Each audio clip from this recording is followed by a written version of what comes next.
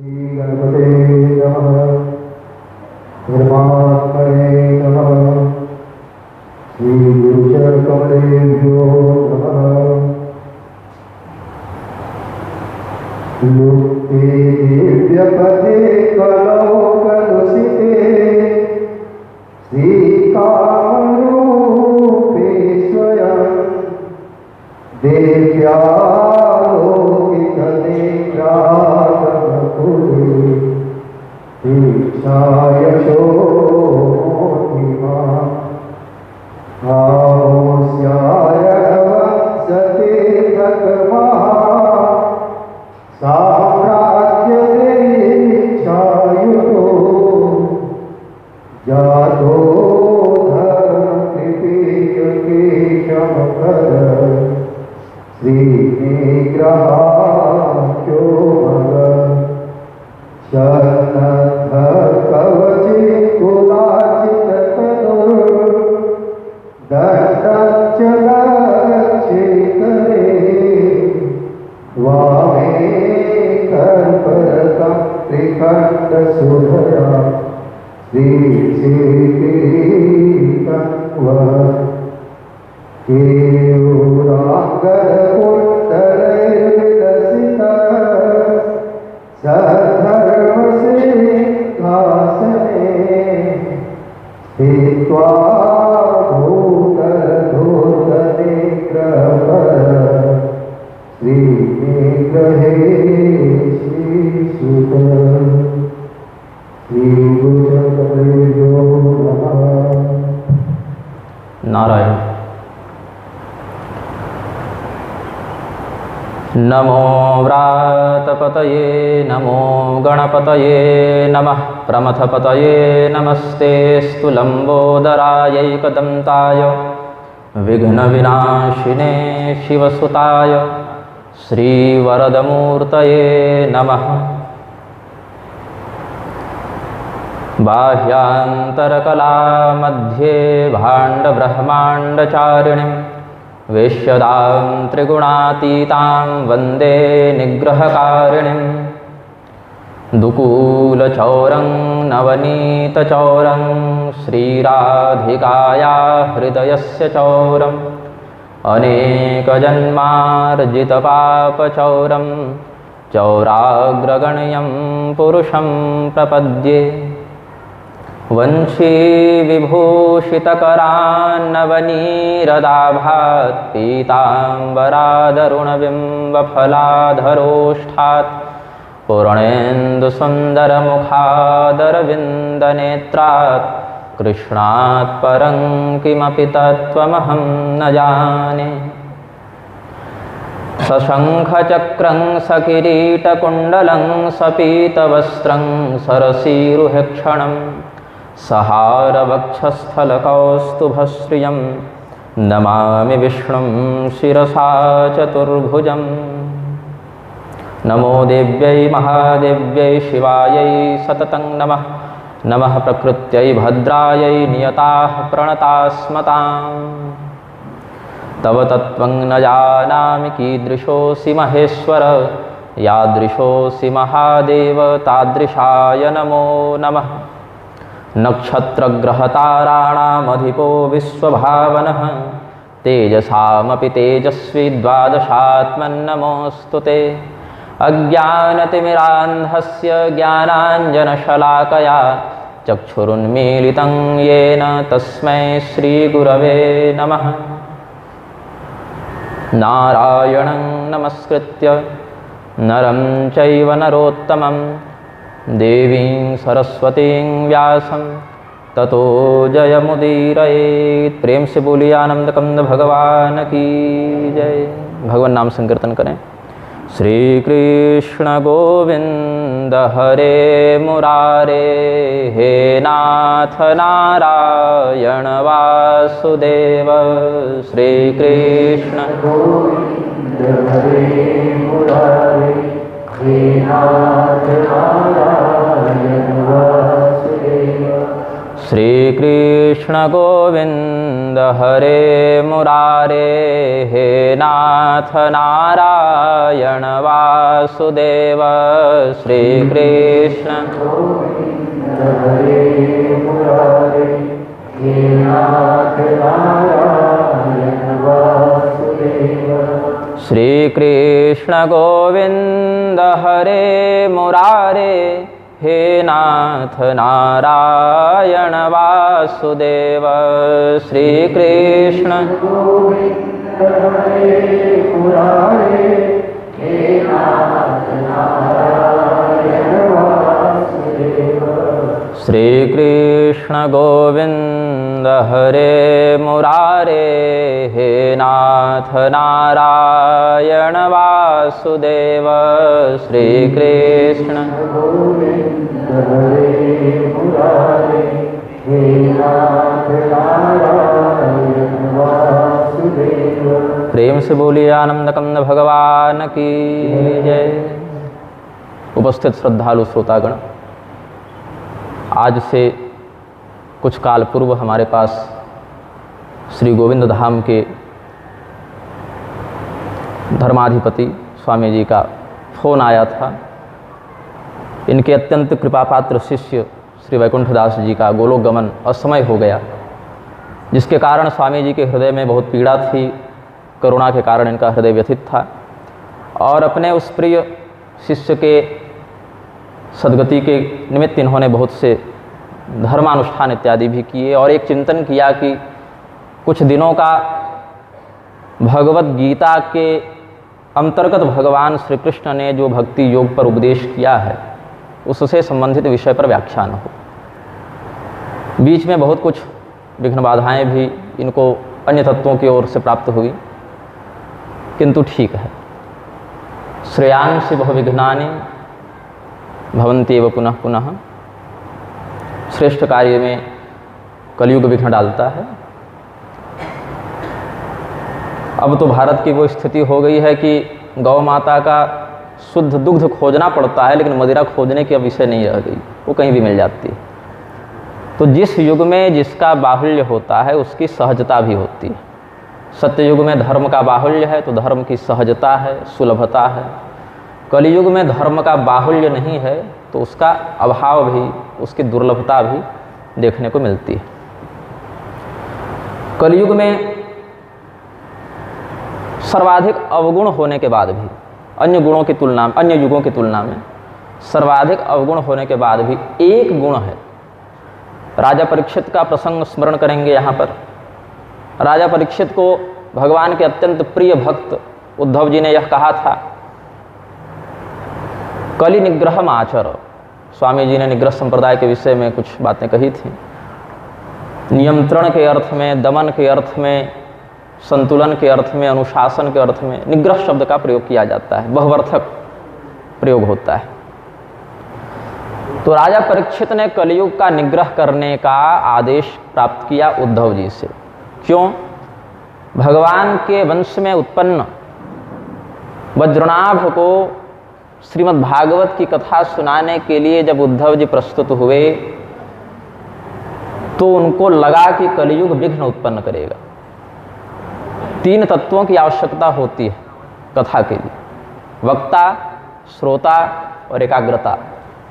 वक्ता न हो तो सुनाए कोई नहीं, और श्रोता न हो तो सुने कोई नहीं, और एकाग्रता न हो तो वक्ता और श्रोता दोनों रहेंगे तो भी लाभ नहीं होगा। तीनों का होना आवश्यक है। कोई समस्या है क्या?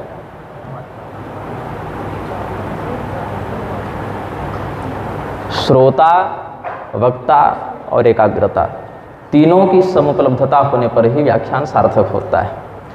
कलियुग में सबसे अधिक कठिन विषय है एकाग्र होना। अन्य युगों में भी कठिन ही था। अर्जुन ने कहा मनो दुर्निग्रहम चलम। मन जो है उसका निग्रह करना बड़ा कठिन है, और मन का निग्रह हो गया तो फिर सबका हो जाता है। और मन का निग्रह करना सबके लिए कठिन है, चाहे वो मनुष्य हो, चाहे वो निग्रहाचार्य हो, चाहे वो देवता हो, चाहे वो ऋषि हो। किसी न किसी काल में मन पर से सबका नियंत्रण हटता है, ये उसका स्वाभाविक लक्षण है। संकल्प और विकल्प करना मन का स्वाभाविक लक्षण है। यदा तो संकल्प विकल्प कृत्या मनस्तदा। भगवान शंकराचार्य जी ने उपदेश किया कि वह प्रकृति अंतःकरण के प्रारूप में जब संकल्प और विकल्प करती है तो उसको मन कहा जाता है। और संकल्प और विकल्प करने का अर्थ है कि दो नाव पर पैर रखेगा, अलग अलग कार्य कर रहा है, भटकेगा। एक कार्य करेगा तो नहीं भटकेगा, दो स्थान पर उसकी सक्रियता रहेगी। संकल्प विकल्पात्मक मन है तो भटकेगा। उसको एक स्थान पर लाने का कार्य ही योग है। योग के कई प्रारूप हैं। वो नाक कान दबाने वाला एक योगा होता है आजकल, वर्ष में एक दिन योगा डे मनाते हैं और 364 दिन भोगा डे मनाते हैं। तो योगा पीछे छूट जाता है, भोग आगे हो जाता है। योग, भगवान ने कहा योग कर्मसु कौशलम, सामान्यतम 8 अक्षर की परिभाषा भगवान ने दी। चाहे उसको योग कर्मसु कौशलम कह दें या समत्वं योग उच्यते कह दें। वैषम्य की स्थिति से ऊपर उठकर समत्व का भाव धारण करना योग है। किसमें विषमता और किसमें समानता? विष्ठा, दुग्ध, अन्न, सबों में क्या समानता हो सकती है? व्यवहार की दृष्टि से नहीं हो सकती। माता, पत्नी, पुत्री, सबका शरीर स्त्री का ही, लेकिन व्यवहार में विषमता होती है। तो किसमें विषमता और किसमें समानता? सुख दुखे समय कृत्वा लाभा लाभो जया जयो। सुख और दुख के मध्य समानता का भाव रखना, लाभ और हानि के मध्य समानता का भाव रखना। समानता का अर्थ ये नहीं है कि हम वर्णाश्रम व्यवस्था का उन्मूलन करके और मनुष्य, पशु, स्त्री, पुरुष, चतुर्वर्ण व्यवस्था को सब एक ही खिचड़ी परोस बना दे। यह नहीं कहा भगवान ने। स्वमर्यादा का पालन करते हुए अंतरात्मा में स्थित चेतन सबका एक ही है, यह समत्व का भाव धारण करना चाहिए। हमारे अंदर जिस प्रकार से चेतन का वास है वैसे प्रत्येक तत्व के अंतर्गत है। फिर भी व्यवहार में हम अन्न का भक्षण तो करते हैं किंतु विष का भक्षण नहीं करते, जहर नहीं खाते। ये व्यवहार की विषमता हो गई। और हृदय में आत्मनः प्रतिकूलानि परेशान न समाचरेत। अपने हृदय में जिस प्रकार से हम सुख दुख का अनुभव करते हैं हर व्यक्ति करता है। जैसे हम मान अपमान का अनुभव करते हैं वैसे हर व्यक्ति करता है। जैसे हम हानि लाभ का चिंतन करते हैं वैसे हर व्यक्ति करता है। जिस प्रकार से दुख, हानि, अपमान की प्राप्ति होने पर हमें कष्ट होता है वैसे दूसरे को भी होता है। तो अपने हानि लाभ अपमान सुख दुखादि के ही समान दूसरे के भी हानि लाभ सुख दुखादि का अनुभव करेंगे तो किसी के प्रति तिरस्कार का भाव नहीं रखेंगे। ऐसा समत्व भी व्यवहार में ला सकते हैं। और कुछ विशेष, ये तो अपर समत्व हो गया, सांसारिक समता हो गई। और पारमार्थिक समता क्या हो गई? तुषबद्धो ब्रीहिरुच्यते जनैस् तुषहीनस् तंडुलेति कथ्यते। ये औपनिषदिक सत्ता में पारमार्थिक समता बताई गई। सामान्य शब्दों में क्या अर्थ है? एक अन्न है, उसके ऊपर छिलका लगा हुआ है तो हम उसे धान कहते हैं, और जब छिलका हट जाता है तो उसी अन्न को चावल कहते हैं। अन्न में कोई परिवर्तन नहीं आया, उसके प्रारूप में परिवर्तन आया। एक प्रारूप में वह आवरण से युक्त है, अन्य प्रारूप में वह आवरण से मुक्त है। धान कब है? जब छिलका से युक्त है, और छिलका हट गया तो चावल है। इतना ही अंतर है, तत्व में कोई अंतर नहीं। वैसे ही कर्म बंधन में फंसा हुआ चेतन पुद्गल कहलाता है, जीव कहलाता है। और कर्म बंधन से मुक्त चेतन, आवरण से मुक्त चेतन परमात्मा कहलाता है, ईश्वर कहलाता है। क्लेश कर्म विपाकाशैर अपरामृष्ट पुरुष विशेष ईश्वर। क्लेश से, कर्म विपाक से परे अमृष्ट चेतन विशेष को ही ईश्वर कहा जाता है। और जो परे नहीं है उस स्थिति में उसी चेतन को जीव भी कहा जाता है। ये भगवान शंकराचार्य जी का अद्वैत दर्शन का भी मत है।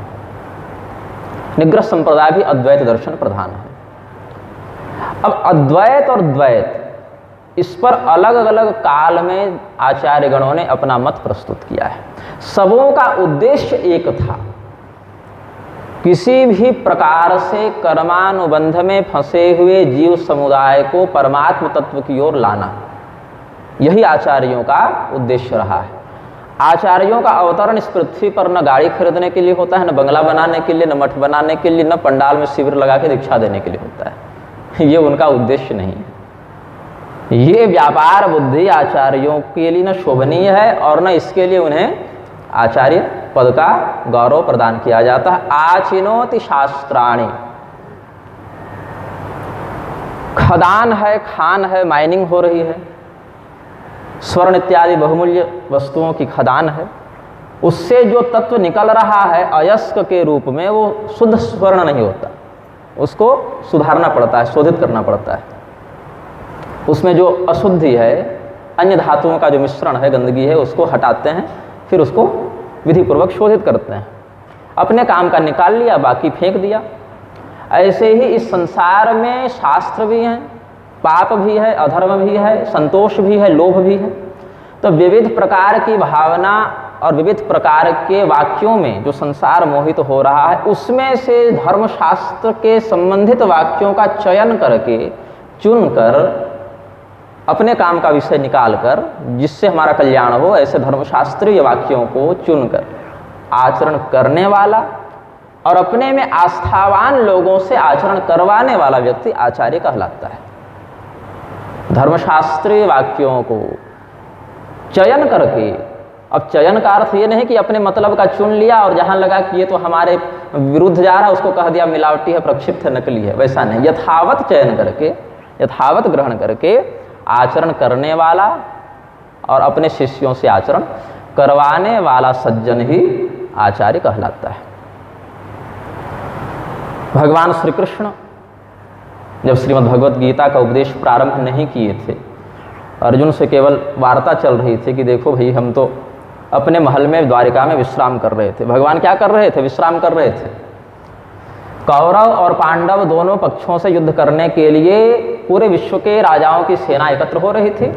इसमें दुर्योधन भी द्वारिका गया और अर्जुन भी गए थे भगवान से सहायता मांगने के लिए, क्योंकि द्वारिका एक बहुत ही दृढ़ राज्य था। द्वारिका की नगरी एक अद्भुत सैन्य सत्ता से युक्त थी। वही दुर्योधन, अच्छा कितना निर्लज्ज था, 10-15 दिन पहले भगवान गए हैं शांति दूत बनकर, ऐसा करो, लड़ाई झगड़ा मत करो, 5 गांव भी दे दोगे तो पांडव मान जाएंगे, हम युद्ध नहीं चाहते। उसने कहा सूच्याग्रं नैव दास्यामि विना युद्धेन केशव, हे कृष्ण, हे केशव, सुई के नोक के बराबर भूमि भी हम बिना युद्ध के नहीं देंगे। और भगवान ने जब थोड़ा विशेष समझाया तो कहा इसको बांध लो। भगवान पर ही आक्रमण कर दिया और 10 दिन नहीं हुआ उसको जाकर द्वारिका में कहता है कि कुछ सहयोग कीजिए। अस्तु, भगवान ने दोनों की बात उनकी ही इच्छा के अनुरूप रखी। अर्जुन ने कहा हमें आप चाहिए, बिना शस्त्र के ही आप हमें स्वीकार हैं। उधर एक अक्षौहिणी नारायणी सेना ले गया। भगवान ने कहा कि ये यथा माम प्रपद्यन्ते तांस तथैव भजाम्यहम्, ठीक है, जिसने जो अभिलाषा रखी हमने उसको पूर्ण किया। भगवान भी आए रथ पर सारथी के रूप में अपना योगदान देने के लिए। युद्ध भूमि में उद्घोष हो गया, शंखनाद हो गया, बीच में अर्जुन पहुंचे और कहे अब युद्ध नहीं करेंगे। कैसा लगा होगा भगवान को? एक तो हम वहाँ थे, उठा के हमको ले आया है नींद से जगाकर, और जिस कार्य के लिए लाया उसमें भी मना कर रहा है। लेकिन गीता का ज्ञान तब नहीं मिला। भगवान ने अर्जुन को डांटा है, फटकारा है, ललकारा है कि नपुंसकता को मत प्राप्त हो, क्लैब्यं मास्मगमः पार्थ नैतत्तयुपपद्यते, क्षुद्रम हृदय दौर्बल्यम चत्वोत्तिष्ठ परम तप। उठ जा, खड़ा हो जा, लड़ ले, ये तुम्हारा कर्तव्य है, तुम्हारा धर्म है। लेकिन उपदेश देना प्रारंभ नहीं किया। ललकारते रहे, उनके छात्र धर्म को उद्बोधित करते रहे। ज्ञान कब देना प्रारंभ किया? जब अर्जुन ने शिष्यत्व स्वीकार किया है। अर्जुन ने कहा कि मैं मूर्ख नहीं हूं भगवान। देखिए, मूर्ख को समझाना सरल है क्योंकि कुछ जानता नहीं है, और ज्ञानी तो बना बनाया है। जैसे वेदव्यास जी ज्ञानी हैं, ज्ञानीनाम अपि ज्ञानी है ना, ज्ञानियों के भी ज्ञानी हैं। थोड़ा सा मन विचलित हुआ, नारद मुनि आए, 4 श्लोक में भगवत तत्व का उपदेश कर दिया और समझ गए। जानते थे, एक बार स्मरण हो गया। पैजवन नाम का शूद्र था, अनपढ़ था, मूर्ख था। गालव मुनि का बड़ा सुंदर शिष्य था, उसको गालव मुनि ने समझाया, अच्छे खासे श्लोकों में समझाया, वो समझ गया, वो भी भगवान के तत्व को जान गया। बीच वाले जो है ना, वो थोड़े गड़बड़ करते हैं, न ये निरक्षर ही रह पाए, न पूरा पढ़ पाए, न इनका घड़ा खाली है न भरा। ऐसे में असुविधा होती है। आप कुछ समझाना चाहें तो पहले से जो भरा पड़ा है उससे विद्रोह होता है, टकराहट होती है। हम तो ये जानते हैं, ये बात ऐसी है, यहाँ तो ये लिखा है, आप ये कैसे बता रहे हैं? यहाँ विशेष समस्या होती है। अज्ञ, बहुज्ञ, अल्पज्ञ है ना, ब्रह्मापितम पुरुषम न रंजयति, अज्ञ तो सुखपूर्वक ज्ञान को प्राप्त कर लेता है और बहुज्ञ तो जान ही रहा है, लेकिन अल्पज्ञ को समझाने में ब्रह्मा जी के भी चारों मस्तक से पसीना उतर जाता है। लेकिन अर्जुन ने यहाँ कहा कि प्रभु मैं कंजूस हूँ। किस प्रकार का कंजूस हूँ? पूर्व काल में गुरुजनों के मुख से स्वकर्तव्य का जो ज्ञान हमने प्राप्त किया था उसका प्रयोग नहीं कर पा रहा हूँ। अपहत हो गया है हमारा स्वभाव, कार्पण्य दोषोपहत स्वभाव। जानता हूँ पैसा पड़ा है, अकाउंट सीज हो गया है, निकल नहीं रहा, मोह रूपी सैंक्शन लग गया है अकाउंट में। क्योंकि ये क्षेत्र अन्य भाषा से युक्त है, हमारा स्वभाव अन्य भाषा से युक्त है। स्वामी जी ने कहा कि यहाँ के लोग तत्सम शब्दों को थोड़ा कम समझते हैं संभवतः। यद्यपि नवोदित यावनिम भाषाम प्राण कंठगतैरपि का भी अनुशासन शास्त्र कहते हैं कि शास्त्र का व्याख्यान जब करे तो अंग्रेजी इत्यादि विलक्ष्य भाषाओं का प्रयोग न करे। अब आजकल क्या होता है, स्वयं को शिक्षित दिखाने के चक्कर में तो 10-20 मिनट अंग्रेजी लपेट देते हैं, लेकिन निषेध है शास्त्र में। लेकिन एक अनुकल्प दिया शास्त्र ने इसमें भी, जो निषेध है वो भविष्य पुराण का है, अनुकल्प है शिव धर्मोत्तर पुराण का, कि अगर समाज संस्कृत इत्यादि विशिष्ट शब्दावली में उस ज्ञान को समझने में असमर्थ हो तो जिस भाषा में समझे उस भाषा का भी आंशिक प्रयोग कर देना चाहिए। यह भी एक अनुकल्प शास्त्र ने दिया। देश स्थानीय भाषाओं में भी उसका प्रयोग किया जा सकता है। अस्तु, भगवान से अर्जुन ने निवेदन किया है, कार्पण्य दोषोपहत स्वभाव पृच्छामि त्वां धर्म सम्मूढ़ चेता यच्छ्रेयस्यान्निश्चितं ब्रूहि तन्मे शिष्यस्ते हं साधि मां त्वां प्रपन्नम। प्रपन्नता को पहले प्राप्त किया। भगवान ने बाद में यही विधि बताई, तद्विद्धि प्रणिपातेन। अर्जुन, ज्ञान प्राप्त करना है तो कैसे करोगे? पहले शरणागति होनी चाहिए, पहले प्रणिपात बुद्धि होनी चाहिए। अर्जुन के पास वो बुद्धि थी, इसीलिए प्रपन्नम। अपना परिचय कैसे दिया? मैं आपका शरणागत हूँ, मैं आपका प्रपन्न भक्त हूँ। और परिप्रश्नेन, प्रश्न भी करना चाहिए। शरणागत होकर चुपचाप बैठे रहेंगे तो आवश्यक नहीं कि गुरु जी बता ही देंगे, क्योंकि 10 प्रकार के शिष्य हैं, 10 प्रकार की जिज्ञासाएं हैं। हो सकता है गुरु जी को यह अनुभव हो जाए कि इसको यह ज्ञान देना है, लेकिन हो सकता है न भी हो कई बार। ऐसे में शिष्य का कर्तव्य है, या गुरु जी इस विषय में आश्वस्त नहीं हो सके कि हमने जो शिष्य को बताया वो शिष्य समझ गया, तो ऐसे में शिष्य का कर्तव्य है कि पुनः वह प्रश्न करे कि आपने जो बताया वह हम ठीक नहीं समझ सके। तो इसीलिए मेरा भी प्रयास रहता है कि अपने कार्यक्रमों के अंत में जितना भी संभव हो प्रश्नोत्तरी सत्र रखा जाए। और यद्यपि हमें नहीं पता था कि यहाँ वो प्रबंध बन जाएगा, लेकिन अचानक से इन्होंने अपने ही कह दिया कि ऐसा कर देते हैं। हमने कहा ये तो मेरा मतलब रुचिकर विषय है। क्यों आपके प्रपन्न क्यों हुए? सामने गुरु द्रोणाचार्य हैं, भीष्म पितामह है। भीष्म पितामह सामान्य नहीं, 12 सर्वोत्तम भगवत धर्म विशेषज्ञों में से एक विशेषज्ञ भीष्म पितामह भी हैं। अजामिल का प्रसंग स्मरण करें, जब यमराज ने अपने यमदूतों को 12 भगवत धर्म विशेषज्ञों का परिचय दिया है, तो उसमें भीष्म पितामह, राजा जनक, वेद सुखदेव जी, है ना, ब्रह्मा, सनत कुमार, अपना भी परिचय, ये सब 12, राजा बलि, ये सब का परिचय दिया है। तो भीष्म पितामह से नहीं पूछा जाकर क्या करना चाहिए, द्रोणाचार्य से नहीं पूछा, कृपाचार्य से नहीं पूछा, भगवान से पूछा। भगवान किस पद पर हैं? सारथी के पद पर हैं, नीचे बैठे हैं। अर्जुन का पहला संबोधन श्रीमद् भगवद गीता में अनुसंधान करने पर जो हमें समझ में आया, पहला संबोधन और अंतिम संबोधन भगवान के प्रति, सेनयोरुभयोर मध्य रथं स्थापय मेच्युत, अच्युत ये कहा, और तत्प्रसादान मयाच्युत, अंत में भी अच्युत कहा है। क्यों? भगवान द्वारिका की गद्दी पर रहें, चाहे वैकुंठ गोलोक साकेत की गद्दी पर रहें, चाहे सारथी की गद्दी पर रहें, भगवान भगवान ही होते हैं।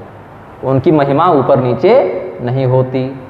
भगवान सारथी के पद पर बैठने से सारथी हो नहीं जाते, वो भगवान ही रहते हैं। उनका महात्म्य अक्षुण्ण रहता है, अपरिवर्तनीय रहता है, उसमें कोई फेरबदल नहीं होती। अखंड तत्व ब्रह्म तत्व है, वह अपने प्रारूप को अगर बदल ले तो महिमा को भी बदल देता है, ऐसी बात नहीं है, उसका प्रभाव यथावत बना रहता है। लीला के वैशिष्ट्य को दिखाने के लिए अपने प्रभाव को भले अपनी इच्छा के अनुसार कम कर दे, अधिक कर दे। कोई पहलवान जब अखाड़े में पहलवानी करता है, अपने विपक्षी के साथ लड़ता है तो अपने पूर्ण सामर्थ्य का प्रदर्शन करता है, लेकिन वही पहलवान अगर घर में आए और उसका बालक उससे कुश्ती का खेल खेलना चाहे तो पूर्ण शक्ति का प्रदर्शन नहीं करता, यद्यपि उसमें वह सामर्थ्य है, फिर भी अपने विलास के लिए, अपने मनोरंजन के लिए वह लघुतर पराक्रम का प्रदर्शन करता है। ऐसे ही भगवान जब अवतार लेते हैं तो आवश्यकता अनुसार कभी विशिष्ट पराक्रम का प्रदर्शन करते हुए देवराज इंद्र को हराकर पारिजात ले आते हैं, तो वही भगवान कभी लघुतर पराक्रम का प्रदर्शन करते हुए काल यवन के ललकारने पर भाग भी जाते हैं, लेकिन उससे उनकी महिमा ऊपर नीचे नहीं होती, ये उनका निजी मनोविलास है, ये उनकी निजी इच्छा है वैशिष्ट दर्शन के निमित्त। अर्जुन ने भगवान को अच्युत कहा, अपने आप को प्रपन्न कहा और शिष्य के रूप में जब प्रस्तुत किया, शिष्यस्ते हम माम प्रपन्नम साधि, मुझ शरणागत का आप शासन करें, आप उपदेश करें। क्यों, हम ही क्यों करें? इसीलिए क्योंकि आपके अतिरिक्त कोई दूसरा ऐसा सामर्थ्य नहीं रखता। यच्छोकमुच्छोषणमिन्द्रियाणाम, हमारे शरीर को, इंद्रियों को तप्त करने वाले इस मोहजन्य शोक को हटाने में दूसरा कोई समर्थ नहीं है, आप ही हैं, इसीलिए आप हमें उपदेश दें। और भगवान ने भी क्या अद्भुत उपदेश दिया, सर्वोपनिषदो गावो दुग्धा गोपालनंदन पार्थो वत्स सुधीर भोक्ता दुग्धं गीतामृतम महत्। आज स्वामी जी इसी विषय पर चर्चा चल रही थी, इसी श्लोक पर अनायास ये आकर सत्संग करने लगे। सभी उपनिषद गौ के समान हैं। गौ में जो शरीर की दृष्टि से देखें, खून भी है, हड्डी भी है, चमड़ा भी है, दुग्ध भी है, लेकिन श्रेष्ठ सेव्य क्या माना गया? दुग्ध, अन्य नहीं। सार क्या है गौ का? दुग्ध। बाकी दही घी इत्यादि तो दुग्ध के बाद में परिवर्तित हुए स्वरूप है ना, प्रधान तो गव्य दुग्ध है, जो वास्तविकता में गौ से निश्चित हुआ, फिर इच्छा अनुसार उसकी दही बनाए, मक्खन बनाए, घी बनाए, वो तो अपने इच्छा पर है। प्रधान गव्य है दुग्ध, पय। तो जितने उपनिषद हैं, श्रुति सिद्धांत हैं, वो गौ के समान हैं। भगवान को बचपन से गाय चराने का बढ़िया अभ्यास है, गोपाल, गोविंद, ये सब उनके नाम हैं। तो गोपाल जो हैं भगवान श्री कृष्ण, गोपाल नंदन भगवान श्री कृष्ण गाय दूह रहे हैं। उपनिषद रूपी गौ का दुग्ध जब निकला तो गाय जो है, हमारे क्षेत्र में एक क्षेत्रीय शब्द है पेनहाना कहते हैं उसको, इधर भी है कि पता नहीं। हाँ, वात्सल्य की अभिवृद्धि जब तक माता में न हो, चाहे किसी भी प्रजाति में, मनुष्य में भी, गौ में भी, श्वान में भी, माता और पुत्र का जो सहज प्रेम है, वह जो वात्सल्य है, अपने पुत्र के स्पर्श से जो माता में वात्सल्य का एक औदार्य अभिवृद्धि को प्राप्त होता है, उससे दुग्ध का निस्राव होता है।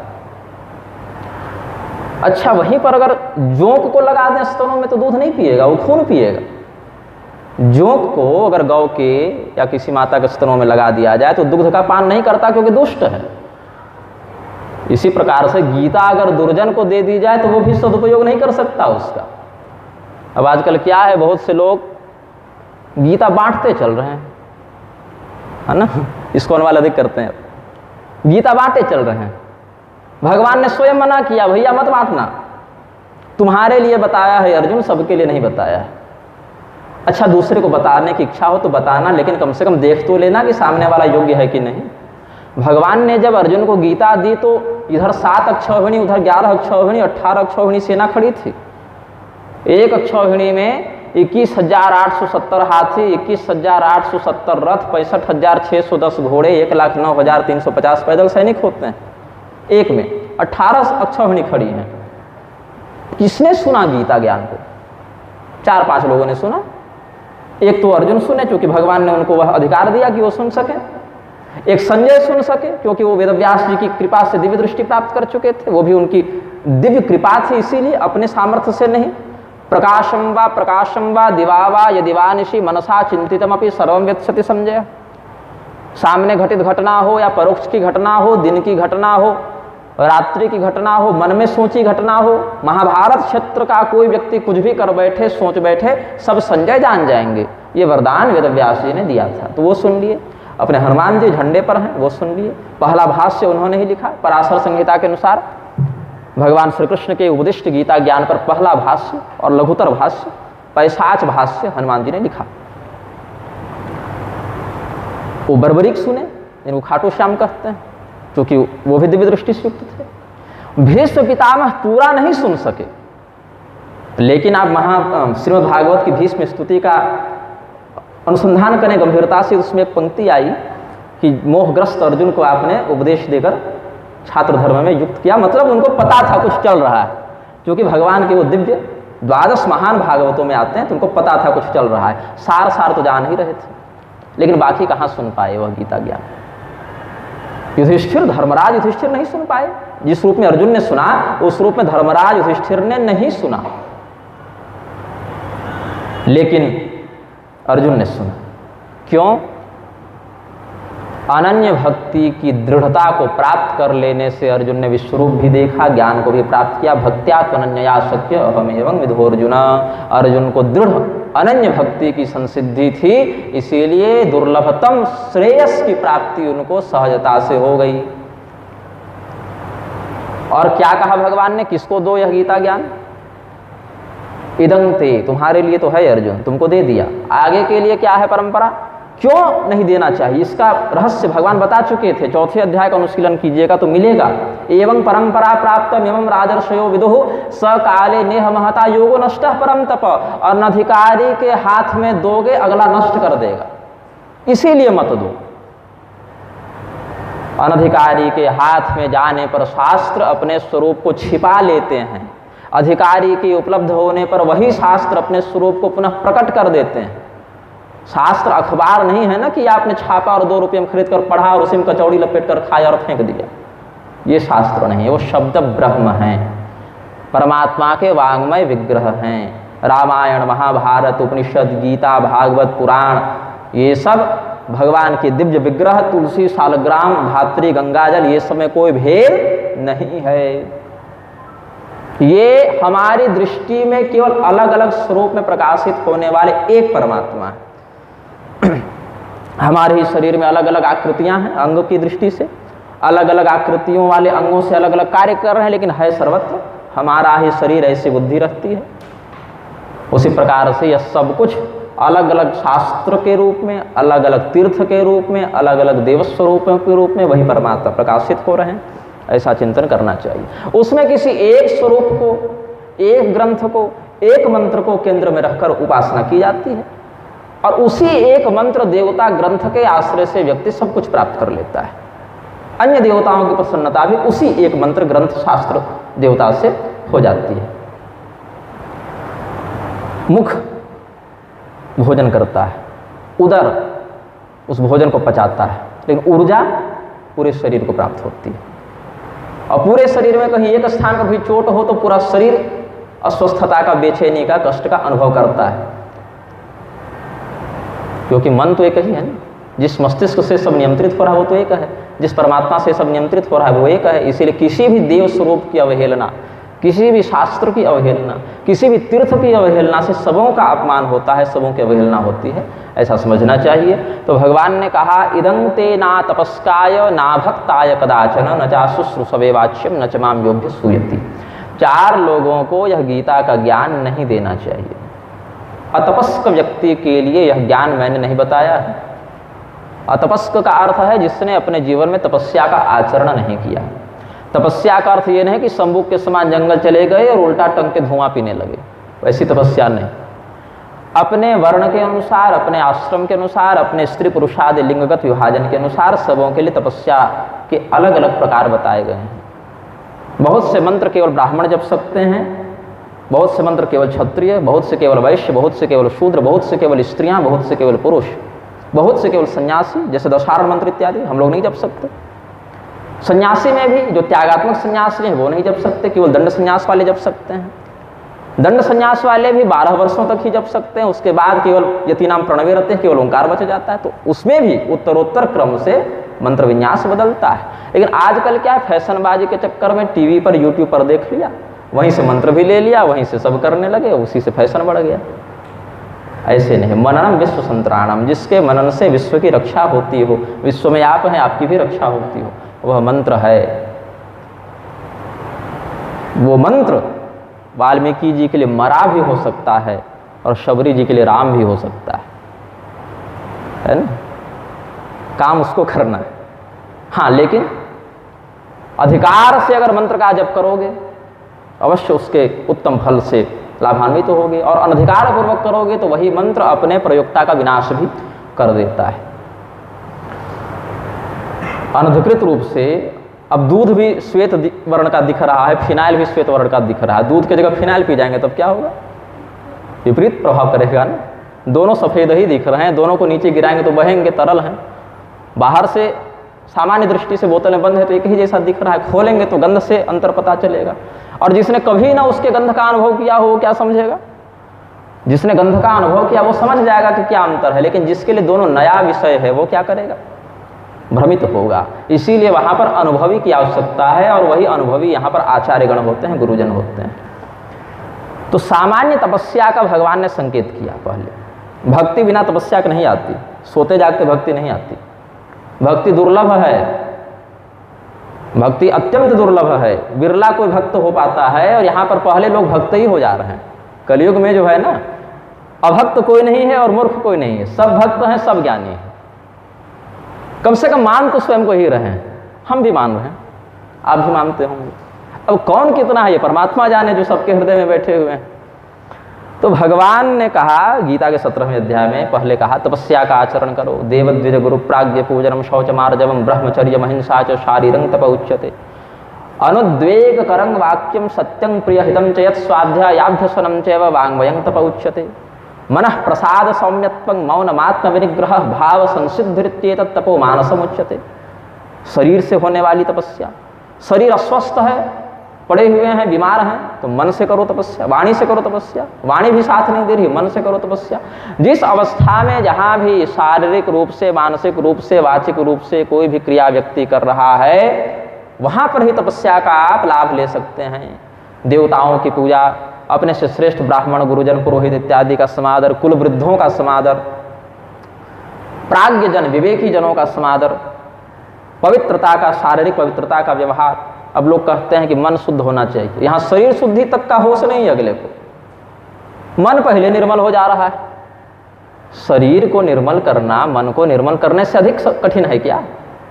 लोगों को कहा जाए कि स्नान करो, आचमन करो, कुछ खाए पियो हो तो पर्याप्त आचमन करो, कुल्ला करो, हाथ मुंह धो, नहीं। खाएंगे, पैसा है तो नैपकिन उठाकर पोंछ लेंगे। गरीब बेचारा पानी से हाथ धोएगा, क्योंकि उसकी शुद्धि पैसे से नहीं हो रही है ना। गरीब जो है वो हाथ धोएगा, कुल्ला करेगा, और धनी नैपकिन से पोंछ लेगा। क्यों? मन निर्मल होना चाहिए। शरीर साहब का निर्मल हो नहीं पा रहा, मन इनका पहले निर्मल हो जा रहा है। निरंतर शरीर की निर्मलता के बाद कदाचित किसी समय, किसी क्षण के लिए मन में निर्मलता आती है, लेकिन मन को देख तो नहीं रहा, इसलिए मन निर्मल है। अपने आलस्य को, अपनी अशुद्धि को, अपने पाप को छिपाने का ये बहाना है। ये निर्मलता नहीं है, ये आलस्य है। स्वीकार करो कि तुम आलसी हो, निर्मल नहीं हो। आलस्य है तो स्वीकार करो ना कि आलसी हैं, लेकिन उससे निंदा होगी, उससे लज्जा का अनुभव होगा, उससे तिरस्कार का अनुभव होगा, और कह दें कि मन निर्मल है, बढ़िया बात है। कोई परीक्षण करने तो आ नहीं रहा। अस्तु, ब्रह्मचर्य ये बहुत व्यापक शब्द है। जो अविवाहित हैं उनके लिए अष्टविध मैथुन का परित्याग ब्रह्मचर्य है। जो विवाहित हैं उनके लिए प्राजापत्य ब्रह्मचर्य का, वंश वृद्धि मात्र के लिए या ऋतुकाल में महीने में एक बार भार्यागमन करना भी ब्रह्मचर्य का परिचायक बताया जाता है, प्राजापत्य ब्रह्मचर्य कहते हैं। अथवा सदैव जिनका चित्त परमात्मा में लगा रहता है, परमात्मा तत्व के अतिरिक्त कुछ और चिंतन जो नहीं करते, वो सर्वोत्तम ब्रह्मचर्य है। तो अलग अलग वर्णाश्रम लिंगादि के अनुसार ब्रह्मचर्य के अर्थ व्यापक हो जाते हैं, जिस पर प्रसंगानुसार कभी बाद में चर्चा अगर अवसर मिलेगी तो करेंगे। अहिंसा का पालन करना है, अब अहिंसा का पालन करने में क्या बात है, धर्म सम्मत, जहां धर्म ने हिंसा करने के लिए आदेश ही दिया है वहां विधि वाक्य से अशुद्धमिति चैन्य शब्दात, ये सूत्र लगता है। शब्द ने, शब्द ब्रह्म ने, यहां शब्दात का अर्थ है शब्द ब्रह्मणा, शब्द ब्रह्म ने, श्रुति ने, श्रुति सम्मत शास्त्रों ने, वेदों ने कहा कि यहां हिंसा करो, इसीलिए वहां पर उस हिंसा को हिंसा नहीं मानते हैं। ब्रह्मसूत्र के बहुत से प्रकरणों में ऐसा विषय आचार्यों के वाक्य में मिलता है। बहुत से पूर्व काल के श्रौत यज्ञ इस प्रकार से होते थे, बहुत से आगम विधियों में भी ऐसा वर्णन है। और जहां पर धर्म की रक्षा की बात हो वहां पर भी आतताई का वध करना हिंसा के रूप में परिगणित नहीं कहा गया। ये सभी शास्त्रीय वाक्य हैं। लेकिन जो व्यक्ति अहिंसा अहिंसा का राग लापते हैं, मच्छर को वो भी मारते बैठते हैं, जबकि उसके लिए शास्त्र ने मना किया। अब इस प्रसंतंग मशकम यह खंडित नित्यशः, मच्छर मारने को भी शास्त्र ने अपराध कहा। आपको मच्छर से समस्या है तो धुआं इत्यादि का प्रयोग करके भगा दें, लेकिन लोगों को मजा नहीं आया तो बैडमिंटन रैकेट का आविष्कार किया, उससे चट चूट करते रहते हैं। धुएं से क्या होता है, जब उस तिर्यक को, उस कीट को यह अनुभव होगा कि यहाँ मैं असुरक्षित हूं तो भाग जाएगा। लेकिन अगला भाग भी नहीं पा रहा, उससे पहले साक्षात यमदूत के समान आप उसके सामने प्रस्तुत हैं, तो आप स्वीकार कीजिए कि आप यमदूत हैं। शास्त्र कह रहा है तपस्वी बनो, आप बोल रहे हैं हम यमदूत बनेंगे। तो उससे बड़ा जो यमदूत है वो भी बहाल हुआ है। 30 करोड़ यमदूत बहाल हैं संयमनीपुरी में। कंपनी के पास स्टाफ की कोई कमी नहीं है, यमराज के पास जो है यमदूतों का कोई अभाव नहीं है। और अन्य युगों में जो खाली बैठकर ये सब ओवर टाइम का पैसा लिए हैं, वो कलयुग के ओवर टाइम में लगाते जा रहे हैं। क्योंकि अन्य युगों में दंड देने का काम कम होता था, कलयुग में वही सारा काम मिलना है। एक गुण है कलयुग में, कलौ तधरि कीर्तनात् वाला जो गुण है, उसको पकड़ लेने मात्र से सबका कल्याण हो सकता है। राजा परीक्षित ने इसीलिए कलयुग को छोड़ा। भक्ति देवी ने प्रश्न किया है देवर्षि नारद से कि इतना घटिया युग है, इतना दुष्ट है, इतना विभत्स इसका स्वभाव है, राजा परीक्षित इसको मारने में समर्थ थे, फिर क्यों नहीं मारा? देवर्षि नारद ने कहा इसीलिए नहीं मारा क्योंकि इसके पास एक योजना है, बड़ी उत्तम योजना है कि बहुत सरलता से भगवान से मिला सकता है, बड़ी सरलता से भगवान से जोड़ सकता है, इसीलिए इसको छोड़ दिया गया। जो फल बड़े बड़े ध्यान मार्गियों के द्वारा, यज्ञ करने वाले याज्ञिकों के द्वारा, तपस्वियों के द्वारा अन्य युगों में प्राप्त किया जाता था, वही फल सरलता से एकाग्रचित्त होकर भगवत स्मरण करने मात्र से कलयुग में प्राप्त हो जाता है। लेकिन इतना सुंदर ऑफर चल रहा है, आपको मतलब नहीं है। कहीं कोई सेल लगे कोई मॉल में, तो जिस वस्तु की आवश्यकता न भी हो 30-40% डिस्काउंट देकर उसको खरीद कर ले आते हैं। लेकिन यहाँ इतना सुंदर अवसर इस दुष्ट ने स्वयं प्रदान कर रखा है कलयुग ने, लेकिन फिर भी नहीं लेना चाहते।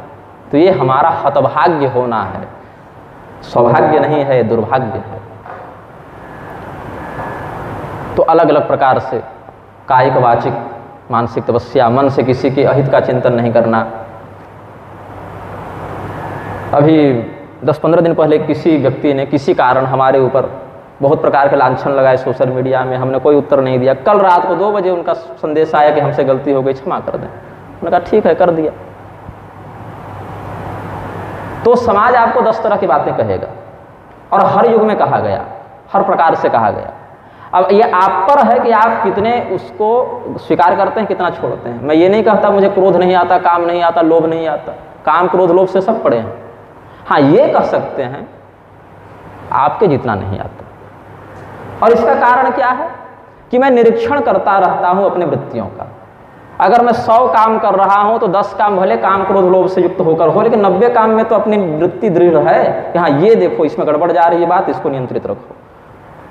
तो अधिकाधिक अपने आप को संयमित रखने का व्यक्ति को प्रयास करना चाहिए, और इसका अहंकार भी नहीं करना चाहिए। नहीं तो देवर्षि नारद और विश्वमोहिनी वाला एपिसोड भगवान को बहुत बढ़िया लगा था।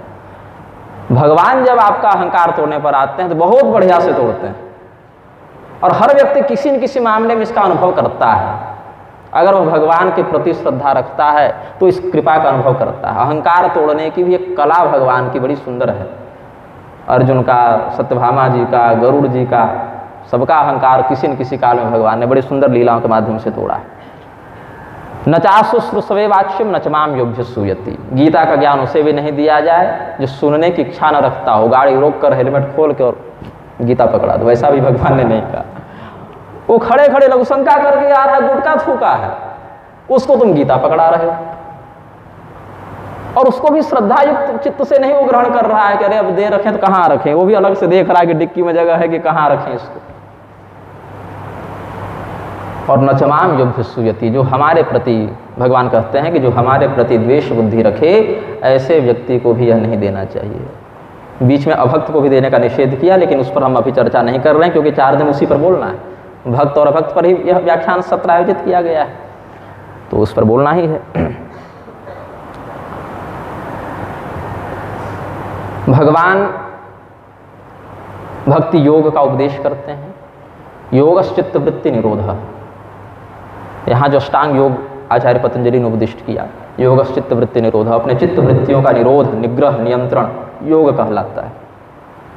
और उस योग से किसकी प्राप्ति होती है? परमात्मा तत्व की प्राप्ति होती है। अगर नहीं होती है तो उसको व्यायाम मात्र समझना चाहिए, शारीरिक श्रम समझना चाहिए, इंद्रियों का व्यायाम है वह, अगर वह परमात्मा तत्व से जोड़ न सके। बहुत से लोग पता नहीं क्यों योग दर्शन को नास्तिक प्रधान दर्शन मानते हैं, लेकिन योग दर्शन ने बहुत स्पष्टता से ईश्वर की परिभाषा बताई। क्लेश कर्म विपाका शरीर अपरामृष्ट पुरुष विशेष ईश्वर, उसमें अविद्या, अस्मिता, राग, द्वेषाभिनिवेशा, क्लेशा, ये सब पंच क्लेश के लक्षण बताए। अन्नपूर्णोपनिषद इत्यादि के अनुसार स्वयं को परमात्मा से सर्वथा भिन्न और देह से सर्वथा एक समझने का ही भ्रम अविद्या है। मैं देह हूँ, ईश्वर भिन्न है और हम ही शरीर हैं। परमात्मा से एकता और देह से भिन्नता ये होना था, हो क्या गया? देह से एकता हो गई, परमात्मा से ही भिन्नता हो गई, तो ये अविद्या हो गई। विद्या और अविद्या दो हैं। विद्या क्या है? परमात्मा से स्वयं की अभिन्नता का अनुभव करते हुए संसार की अनित्यता को समझना। यहाँ उल्टा हो गया, परमात्मा से ही मतलब नहीं, संसार से ही नित्यता और एकाग्रता, अभिन्नता का अनुभव कर बैठे, यही अविद्या है। और इसी योग शब्द पर भगवान ने बहुत प्रकार से, यहाँ तक कि अर्जुन विषाद योग कहा प्रथम अध्याय को। अर्जुन के चित्त में जो विषाद आया ना, वो विषाद भी योग का स्वरूप लेकर आया। ततो योग समत्वं योग उच्यते, योग कर्मसु कौशलम, दोनों बातें भगवान ने कही। जीव और ब्रह्म के मध्य समत्व बुद्धि का अनुसंधान योग है, और जब तक वह अनुसंधान पूर्ण नहीं हुआ है, जब तक इस संसार की सांसारिकी वृत्ति बनी हुई है, तब तक अपने स्वकर्म में कुशलता को बनाए रखना भी योग का लक्षण है। हमारी परंपरा में जित दैत्य राज चक्रे मार्गे सिद्धास्य निग्रहस्य त्वं निग्रह मार्गः सोयम ध्यानाभ्यासो हि योगिनाम ललिते। एक स्तुति है, भगवती ललिता त्रिपुर सुंदरी की स्तुति में कहते हैं, श्री वेंकट भट्ट स्वामी कहते हैं आर्या साहस्री ग्रंथ में, भंडासुर नामक दैत्य से भगवती ललिता का जब युद्ध, ब्रह्मांड पुराण की कथा है, वहाँ वर्णित है, जब युद्ध होता है, भंडासुर भी हुआ नहीं है, वो होगा, भगवती ललिता का उससे युद्ध होगा, लेकिन ऋषि महर्षि त्रिकालदर्शी हैं तो कल्पांतर की घटना को भी प्रत्यक्ष के समान वर्णित कर देते हैं। जैसे कल की भगवान होंगे, लेकिन उनसे जो घटनाएं लीलाएं होंगी वो कल के पुराण में लिख गए, वेदव्यास जी भविष्य पुराण में लिख गए, ये सब बातें। तो भगवती निग्रह मार्ग की सिद्धा हैं, उनसे श्रेष्ठ निग्रह कोई नहीं करता, ये आचार्यों का मत है संप्रदाय में। सिद्धा से निग्रह सत्यम, और उन्हीं की कृपा से उनके जो भक्तगण हैं, उनके जो आराधक हैं, उनके जो साधक हैं, ध्यान के माध्यम से अपने मन का और अन्यान्य सिद्धि शक्ति के माध्यम से अधर्म का निग्रह करते हैं। प्रधानता से, ऐसे तो और भी हैं, 108 शक्तिपीठ तक देवी भागवत में वर्णित है, लेकिन प्रधानता से 52 शक्तिपीठ की बात भी तंत्र शास्त्रों में आई है, 52 वर्ण मातृकाओं की बात आई है, 52 निग्रहाचार्य होते हैं। सत्य युग के लिए 20 निग्रहाचार्यों को नियुक्त किया गया है, त्रेता युग के लिए 12 निग्रहाचार्यों को नियुक्त किया गया है, द्वापर युग के लिए 10 और कलयुग के लिए 10। तो सत्य युग में जो निग्रहाचार्य होते हैं वो ओड्यान पीठ की गद्दी पर बैठते हैं, जिसको ओंकार पीठ भी कहा जाता है। त्रेता युग में जो निग्रहाचार्य होते हैं वो अपना मुख्यालय बनाते हैं जालंधर पीठ में। पूर्णगिरि पीठ में द्वापर युग के निग्रहाचार्य बैठते हैं, और कलयुग के निग्रहाचार्य कामरूप परंपरा में बैठते हैं, कामाख्या कामरूप पीठ की परंपरा कलयुग के निग्रहाचार्यों की होती है। इनके अतिरिक्त निग्रह पुत्र इत्यादि की संज्ञा वाले और भी सैकड़ों होते हैं। आवश्यक नहीं कि प्रत्येक निग्रहाचार्य अपना उत्तराधिकारी नियुक्त भी करे। जैसे मुझे अपने उत्तराधिकारी के नियुक्त करने का अधिकार नहीं मिला है संप्रदाय, वो पहले से नियुक्त हैं, कौन होंगे, कब होंगे, किस समय होंगे, जिनका वर्णन हम निग्रह प्रवेशिका ग्रंथ में कर रहे हैं। 7 निग्रहाचार्य ऐसे हुए जिन्होंने अपना उत्तराधिकारी नियुक्त किया ही नहीं हमसे पहले, वो सिर्फ अपना काम किए, शरीर हुआ पूरा, चले गए। तो जितना मिलता है क्या कहते हैं उसको, प्रोजेक्ट, उतना पूरा करो और चले जाओ, अपने प्रारब्धानुसार आगे बढ़ो। भगवान शिव के एक स्वरूप हैं श्रीनाथ। यहाँ श्रीनाथ शब्द विष्णु भगवान का वाचक नहीं है। श्रीनाथ आदि गुरुत्रयम गणपतिं पीठत्रयम भैरवम, इन श्लोकों में श्रीनाथ भगवान का वर्णन आया है। तो श्रीनाथ भगवान श्री वक्रा देवी की आराधना करके सिद्धनाथ रूप को धारण करते हैं और प्रथम और सर्वोच्च निग्रहाचार्य वही बनते हैं। और वो चारों युग में समान ही रहते हैं, वो बदलते नहीं हैं। हम लोग तो उनके प्रतिनिधि के रूप में कार्य करते हैं, मनुष्य रूप में। प्रधान और सर्वोच्च निग्रहाचार्य के रूप में भगवान श्रीनाथ बैठते हैं। तो इस प्रकार से हमने सामान्य परिचय दिया। हमारे संप्रदाय में 300 ग्रंथ हैं। निग्रहागम तंत्राणि शतद्विशत भेदतः अयम आगम पर्याय सिद्ध रूप प्रकाशित। शक्ति संगम तंत्र का वचन है कि निग्रहागमों में जैसे वैष्णवागम होते हैं, शैवागम होते हैं, वैसे ही शाक्त परंपरा की उपशाखा है निग्रहागम। उसमें 100 तंत्र और 200 उपतंत्र होते हैं। ये सब सांप्रदायिक विषय है। तो परमात्मा तत्व को प्राप्त करने के लिए अलग अलग प्रकार के योग की जो चर्चा है, उसमें जो अपने चित्त वृत्तियों को नियंत्रित करने की बात है, वह निग्रह संप्रदाय का एक प्रधान लक्षण भी है। निग्रह मार्ग स्वयं ध्यानाभ्यासो ही योगिनाम ललिते। योगियों का जो ध्यान का अभ्यास है, मन को नियंत्रित करने का अभ्यास है, वह निग्रह मार्ग भी शास्त्रों में प्रसिद्ध है। भगवान ने भी कहा, अर्जुन ने जब कहा मनो दुर्निग्रहम चलम, मन का निग्रह करना कठिन है, भगवान ने कहा अभ्यास से न तो कौनते वैराग्येण च गृह्यते। तब अर्जुन ने कहा कि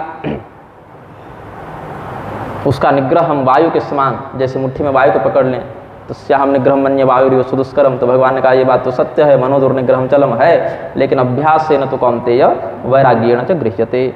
अभ्यास के द्वारा वैराग्य वृत्ति का आश्रय लेकर इसका नियंत्रण किया जा सकता है। तो भक्ति योग, कर्म योग, ज्ञान योग, श्रद्धात्रय विभाग योग, अलग अलग श्रद्धा के माध्यम से क्या विभाजन होता है, भक्ति मार्ग के माध्यम से कैसे होता है, ज्ञान मार्ग के माध्यम से, सांख्य योग के माध्यम से कैसे होता है, इस पर भगवान ने व्यापक चर्चा की है गीता में। तो भक्ति योग परक शास्त्र वाक्यों का आश्रय लेकर हम इस व्याख्यान सत्र को आगे बढ़ाते हैं। बहुत से लोगों को ऐसा लगता है, आधुनिक युग में विशेष करके, भक्ति योग और ज्ञान योग अलग अलग है। मेरी दृष्टि में यह एक भ्रम है, क्योंकि कर्मणा जायते भक्तिर्भक्त्या ज्ञानम प्रजायते। भगवती जगदम्बिका ने पार्वती गीता में अपने पिता हिमालय को पार्वती जी ने बताया है। इसी बात का प्रतिपादन अन्यान्य ग्रंथों में भी आचार्यों ने किया है। अपने वर्णाश्रमोचित स्वकर्म का निष्ठापूर्वक पालन करने से व्यक्ति में भक्ति का उदय होता है, और वह भक्ति जब उदित हो जाती है तो ज्ञान रूपी संतान को जन्म देती है। यदि भक्ति के बाद ज्ञान नहीं हुआ, परमात्मा बोध नहीं हुआ, तो उसको वंध्या भक्ति कहते हैं। मतलब वह भक्ति निष्फला है, लोक भाषा में कहे तो बांझ है। अगर ज्ञान की प्राप्ति हुई और वैराग्य की प्राप्ति नहीं हुई तो वह ज्ञान दंभी है, वह ज्ञान भी निष्फल है।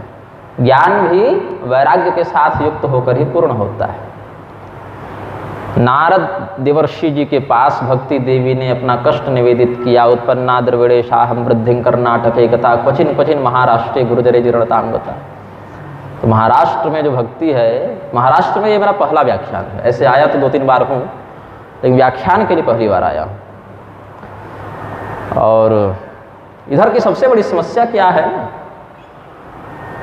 जो बाकी क्षेत्रों में भी कुछ तो है लेकिन इधर कुछ विशेष है, शास्त्र सिद्ध देवताओं की अपेक्षा शास्त्र विमुख काल्पनिक देवताओं की ओर लोगों का आकर्षण अधिक रहता है। चमत्कार शीघ्र चाहिए और परिश्रम कम करना है। इधर के लोगों में एक दुर्वृत्ति हमें देखने को मिली। तो भक्ति की स्थिति महाराष्ट्र में बहुत बढ़िया नहीं है। मैं नहीं कह रहा, भक्ति स्वयं कह रही है। क्वचिन क्वचिन महाराष्ट्र, कहीं कहीं महाराष्ट्र में भक्ति है। कुछ कुछ संत हुए महाराष्ट्र में जिन्होंने भक्ति को बहुत श्रेष्ठता के साथ धारण किया, आचरण में लाया। लेकिन दुर्भाग्य समाज का कि उनके उस भाव को समझ नहीं सके, भटके अधिक, अपनाए कम।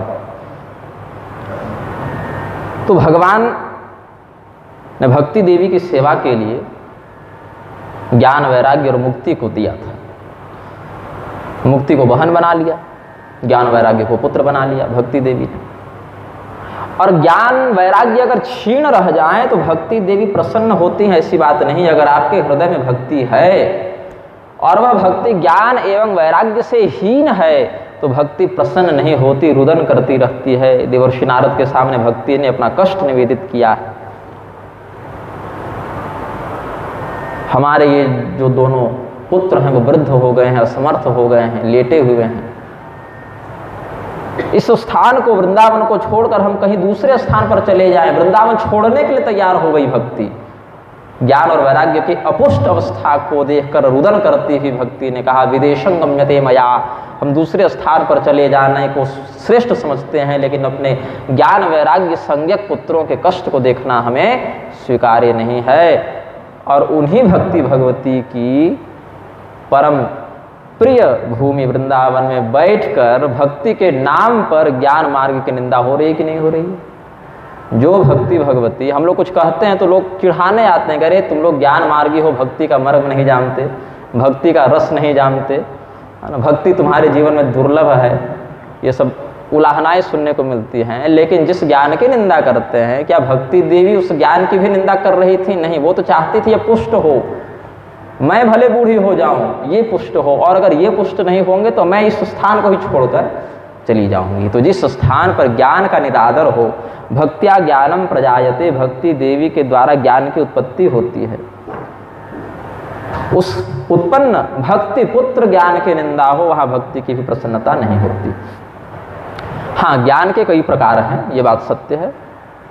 कुछ प्रकार का ज्ञान भक्ति में बाधक होता है, यह बात भी सत्य है। इस पर भी अभी आगे के सत्रों में चर्चा करेंगे। ज्ञान के प्रकार, भक्ति के प्रकार। प्रधानता से भक्ति के दो प्रकार हैं, पराभक्ति या पराभक्ति। सामान्यतया यही समझना चाहिए। पराभक्ति क्या है? सा परमेश्वरे परम प्रेम रूपा अमृतवदानंद रूपा च। परमेश्वर से अहेतुकी भाव से जो स्नेह का जन्म हो, वह पराभक्ति है। उसमें कोई हेतु नहीं है, उसमें कोई एक हेतु नहीं है कि हम परमात्मा से प्रेम क्यों कर रहे हैं। प्रेम से बोलिए आनंद कंद भगवान की जय।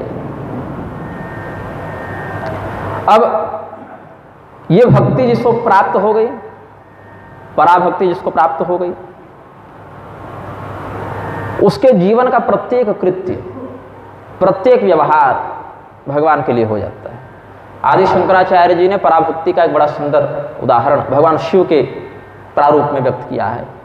कर चरण कृतं वा कायजं कर्मजं वा श्रवण नयनजं वा मानसं वा पराधं विहितम विहितं वा सर्वमेतच्छमस्व जय जय करुणाब्धे श्री महादेव शंभो। क्या कहते हैं? विहित और अविहित दोनों अपराधों की क्षमा मांगी। अपराध तो अविहित ही होगा ना। विहित अपराध क्या होता है?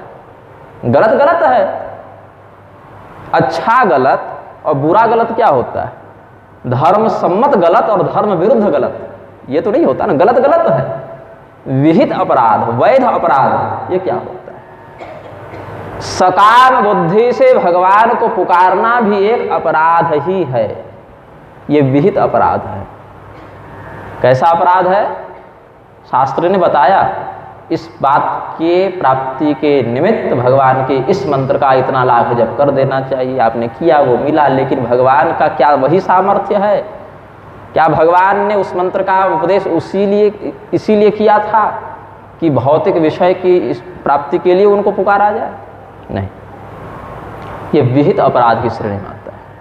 अविहित अपराध तो वही है कि हम शास्त्र विरुद्ध कुछ काम कर बैठे तो उसके लिए क्षमा, लेकिन शास्त्र सम्मत काम भी गलत तब हो जाता है जब वो हमें बांधने वाला हो जाए, हमें इस संसार में फंसाने वाला हो जाए।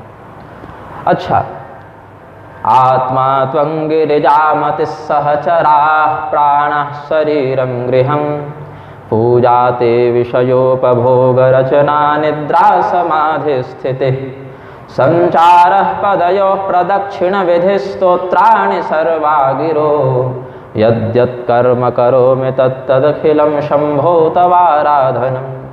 और इसी बात को श्री वैष्णव मत में कायेन वाचा मनसेन्द्रियैर्वा बुद्ध्यात्मना वानुसृतस्वभावात् करोति यद्यत् सकलं परस्मै नारायणायेति समर्पयेतत्। या करोमि और समर्पये हम आत्मने भाव लगाकर, अपने लिए आत्म हेतु भाव लगाकर। तो इसमें अपने शरीर की प्रत्येक क्रिया हमारे लिए नहीं, उसका उपभोक्ता भाव, उसका कर्ता भाव हमारा नहीं अपितु परमात्मा का है, ऐसा चिंतन करते हुए जो कार्य किया जाए वो पराभक्ति का लक्षण है। काम तो करेगा ही व्यक्ति, शरीर है तो श्वास लेगा, भोजन करेगा, शयन करेगा, गमन करेगा, विविध क्रियाएं करेगा, लेकिन यत् करोष यदस्नास यज्जुहोषि ददासि यत् तपस्यसि कौन्तेय तत्कुरुष्व मदर्पणम्। भगवान ने क्या कहा? जो खाओ, जो पियो, जैसे रहो, सब मुझे अर्पित करते जाओ। तो जो खाओ पियो के चक्कर में बिरयानी नहीं ले आनी। भगवान ने यह भी कहा कि हमारी आज्ञा के अनुरूप चलते हुए करो। हो सकता है किसी व्यक्ति में उतनी समझ न हो, तामसी बुद्धि यदि को उसको पता ही नहीं है शुद्ध और अशुद्ध क्या है। बहुत सी ऐसी भक्तिमती माताएं हुई हैं। माता कर्माबाई का उदाहरण, जूठी खिचड़ी भगवान को खिला दे रही। मुक्ताबाई, जनाबाई, ऐसी बहुत सी भक्तिमती स्त्रियां हुई हैं। तो भक्ति के अतिरेक में किया गया कर्म सदाचरण में प्रमाण नहीं होता। भक्तिमती मैया सबरी ने जूठे फल भगवान को खिला दिए, लेकिन वो कृत्य हमारे लिए सदाचरण में प्रमाण नहीं होता, क्योंकि वो पराभक्ति की निष्ठा में दृढ़ थी। और अगर वो हमारे लिए प्रमाण हो सकता है तो भगवती मीराबाई ने जब जहर पिया और बच गई, तो हमारे लिए वो भी प्रमाण हो सकता है। लेकिन वो तो हम प्रमाण नहीं मानते। इसीलिए नहीं मानते क्योंकि हमें पता है कि हमारी भक्ति उस स्तर पर नहीं पहुंची। तो पराभक्ति का साधक शुद्धि, अशुद्धि इत्यादि हर प्रकार के बंधन से मुक्त हो जाता है, क्योंकि वह स्वयं कुछ कर नहीं रहा, इसीलिए स्वयं किसी कर्म का फल भोग नहीं रहा। उसके शरीर से होने वाली प्रत्येक क्रिया उसके भीतर बैठे परमात्मा के ही द्वारा हो रही है, और उसका फल भी अंदर बैठा परमात्मा ही भोग रहे हैं। इसीलिए भ्रामयन् सर्वभूतानि यंत्रारूढ़ानि मायया। लेकिन कलयुग में, और वो भी यूट्यूब के आविष्कार के बाद, हर व्यक्ति पराभक्ति से युक्त हो गया है। इसीलिए अब ये भी कह दिया जा रहा है, रजस्वला स्थिति में भोग लगा रही, कोई बात नहीं, भक्त हो लगा दो। हाँ? ग्रहण में भोग लगाना है, कोई बात नहीं, लगा दो। घर में कोई मर गया, सूतक लग गया, कोई बात नहीं, लगा दो। ये भक्ति नहीं, ये उन्माद है। उत्पात आयोपकल्पते। ऐसी भक्ति उत्पात को जन्म देती है, भगवान की प्रसन्नता को जन्म नहीं देती। आपने कहा हम भगवान की माता हैं, बहुत अच्छी बात है। क्या भगवान ने भी कहा कि मैं आपको अपनी माता के रूप में स्वीकार करता हूं? नहीं कहा ना। यदि भगवान इस बात को स्वीकार कर लें कि हाँ मैं भी तुम्हें अपनी माता के रूप में स्वीकार करता हूं, तो कदाचित आप कर्मबंधन से परे व्यवहार कर सकती हैं। वो भी जानबूझकर नहीं करते थे, इनके द्वारा ऐसी घटनाएं घटित हो जाती थी। शबरी जी ने जब जूठे फल खिलाए भगवान को, भगवान ने चखे, प्रशंसा की, अचानक से शबरी जी को होश हुआ कि ये क्या गड़बड़ मैंने कर डाली। भूसुंडी रामायण के दक्षिण खंड में शबरी जी ने बड़ा विलाप किया कि प्रभु ये गड़बड़ हो गई, गलती हो गई। बोले कोई बात नहीं, तुम्हारी भक्ति के प्रेम की पवित्रता के कारण ये फल शबरी हमारे लिए पवित्र है। लेकिन उनको ये अनुभव हुआ कि हमने गलत किया है, ये विधि नहीं है, ये सदाचार नहीं है। जबकि वो बिना स्नान किए खिचड़ी बनाती थी ना, कर्माबाई थी संभवतः, एक महाराज जी ने उनको रोका कि भाई ये गलत बात है। ये अपराभक्ति वाले थे, वो पराभक्ति वाली थी, तो उन्होंने विद्रोह नहीं किया। ये नहीं कहा कि हमसे बड़े भक्त हैं यार, भगवान रोज मेरे सामने बैठकर खा रहे हैं, नहीं कहा, स्वीकार किया ये गड़बड़ हुई हमसे, हम इसे सुधार करेंगे। हाँ, भगवान ने कहा कि वो सुधार की आवश्यकता तुम्हें नहीं, ये चलेगा। तो भगवान ने जब कहा तब उन्होंने उस बात को मान्यता दी। अपने मन से कल्पना करके नहीं बैठ गई कि हम भगवान की माँ हो गए तो हमने ये खिला दिया और भगवान ने प्राप्त भी कर लिया। अविधि पूर्वक किए गए पूजन को देवता ग्रहण नहीं करते, उसको ग्रहण करते हैं ब्रह्म राक्षस। वाल्मीकि रामायण में कहा गया है। अविधि पूर्वक किया गया हवन या राग भोग जो भी सेवा हो रही भगवान की, उसको विग्रह के सामने निवेदित करने पर भगवान देखते हैं कि ये तो न इसके हृदय में ढंग की निर्मलता है, न तत्व में ढंग की निर्मलता है, ये है धोखेबाज।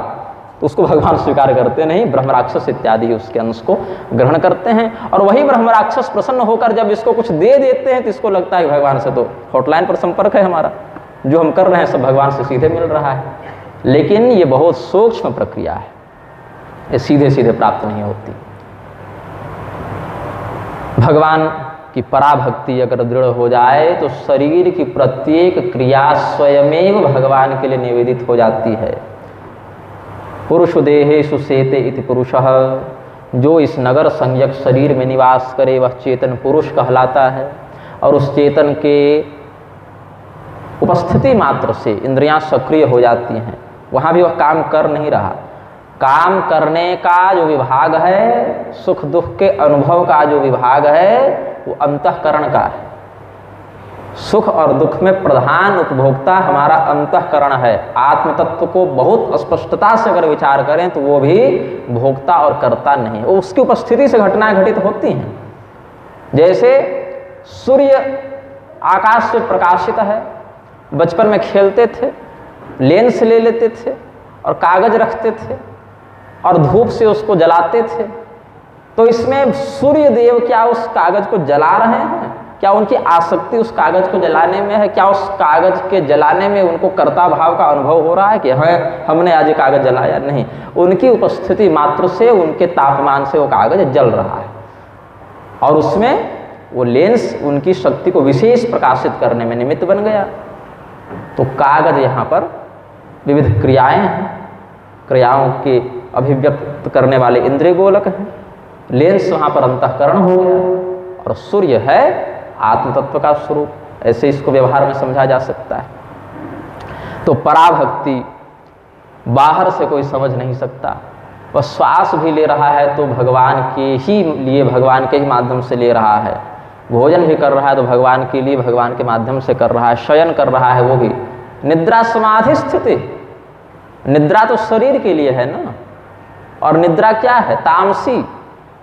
तामसी धृति है ना। 18वां अध्याय देखें, निद्रालस्य प्रमाद उत्थम तत्तामसम उदाहृतम। गीता के 18वें अध्याय में निद्रा को, आलस्य को, प्रमाद को तामसी धृति भगवान ने कहा है।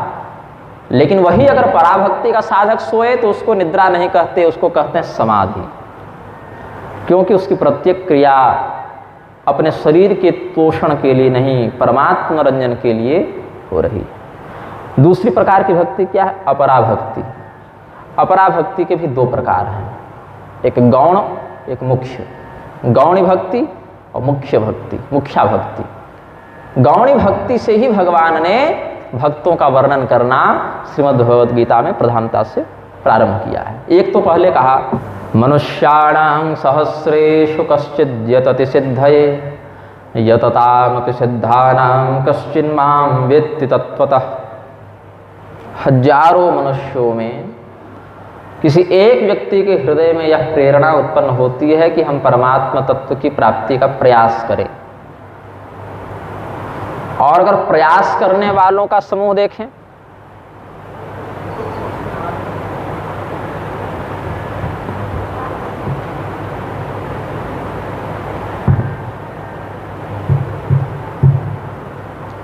प्रयास करने वालों का समूह देखें तो सहस्रों ऐसे प्रयासशील मनुष्यों में कोई एक व्यक्ति उस तत्व में सफल हो पाता है, उसको प्राप्त कर पाता है, उस तक पहुंच पाता है। उससे पहले अर्जुन ने एक शंका व्यक्त की थी, अयति श्रद्धयोपेतो योगाच्चलित मानस अप्राप्य योग संसिद्धिं कांगतिं कृष्ण गच्छति कच्चिन्नो भय विभ्रष्ट छिन्नाभ्रमिव नश्यति अप्रतिष्ठो महाबाहो विमूढ़ो ब्रह्मणः पथि। अपने जीवन की किसी अवस्था में व्यक्ति को यह अनुभव हुआ, यह बोध हुआ कि हमें परमात्मा तत्व की प्राप्ति करनी चाहिए, और जितना ज्ञान उसके पास था, जितनी बुद्धि थी, जितनी भक्ति थी, उसके अनुसार उसने प्रयास करना आरंभ भी कर दिया। लेकिन इससे पूर्व कि वो व्यक्ति सिद्ध हो पाता, वो व्यक्ति भगवत तत्व में युक्त हो पाता, वह देहावसान से मृत्यु को प्राप्त हो गया। ऐसा देखा जाता है। साधना के मार्ग में जितनी पुष्टि उसकी बननी थी नहीं बन पाई, उससे पहले ही उसके शरीर का अवसान हो गया। तो ऐसी स्थिति में उसका क्या होगा? एक संदेह रहता है ना, आपने फोन पर ये व्यक्त की थी, उसका क्या होगा, हमारे शिष्य का क्या होगा, ये आपकी जिज्ञासा थी। कहीं कच्चिन्नो भय विभ्रष्ट छिन्नाभ्रमेव नश्यति। सूर्य के तापमान से समुद्र में वाष्प उदित हुआ, वाष्पीकरण हुआ जल का, भाप ऊपर जाकर बादल बने, समयानुसार वर्षा हुई। तो ये पूरा एक वर्षा का चक्र दिखा हमें। गर्मी हुई, भाप बना, बादल हुए, वर्षा हुई, फिर समुद्र में वह जल विविध माध्यमों से निर्गत हुआ। लेकिन कई बार ऐसा होता है संध्या काल के समय कि दिन भर जो तापमान चढ़ा हुआ था, संध्या काल में उसमें कुछ कमी आई, भाप तो बना लेकिन कुछ कम बना, और शाम के समय सूर्य जब अस्त होने को हो तो समुद्र तट पर हवाएं तेज हो जाती हैं कुछ, तो उन हवाओं के कारण ये भाप जो इधर उधर बिखर जाते हैं, उतनी ऊंचाई तक नहीं पहुंच पाते जहां ये बादल बन सके। तो न ये समुद्र में रह पाए, न ये बादल बन पाए, ये तो नष्ट हो गए। भाप बनकर उड़े, जहां पहुंचना था वहां पहुंचे नहीं, और जहां पड़े थे वहां रहे नहीं। बादल के व्याघात से ये तितर बितर हो गए, छिन्न हो गए। तो कहीं ऐसा अपरिपक्व योगी, कहीं ऐसा अपुष्ट साधक भी नष्ट तो नहीं हो जाता? भगवान बोले नहीं, यही तो इसमें बहुत अच्छी बात है। अच्छी बात क्या है?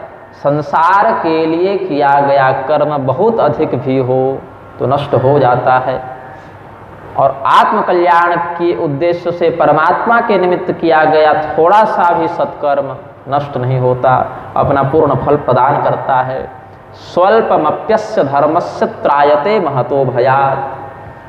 स्वधर्म का, स्वकर्म का निष्ठापूर्वक किया गया अल्प परिश्रम भी, अल्प पालन भी बड़े से बड़े संकट से व्यक्ति को बचा लेता है, उद्धार कर लेता है।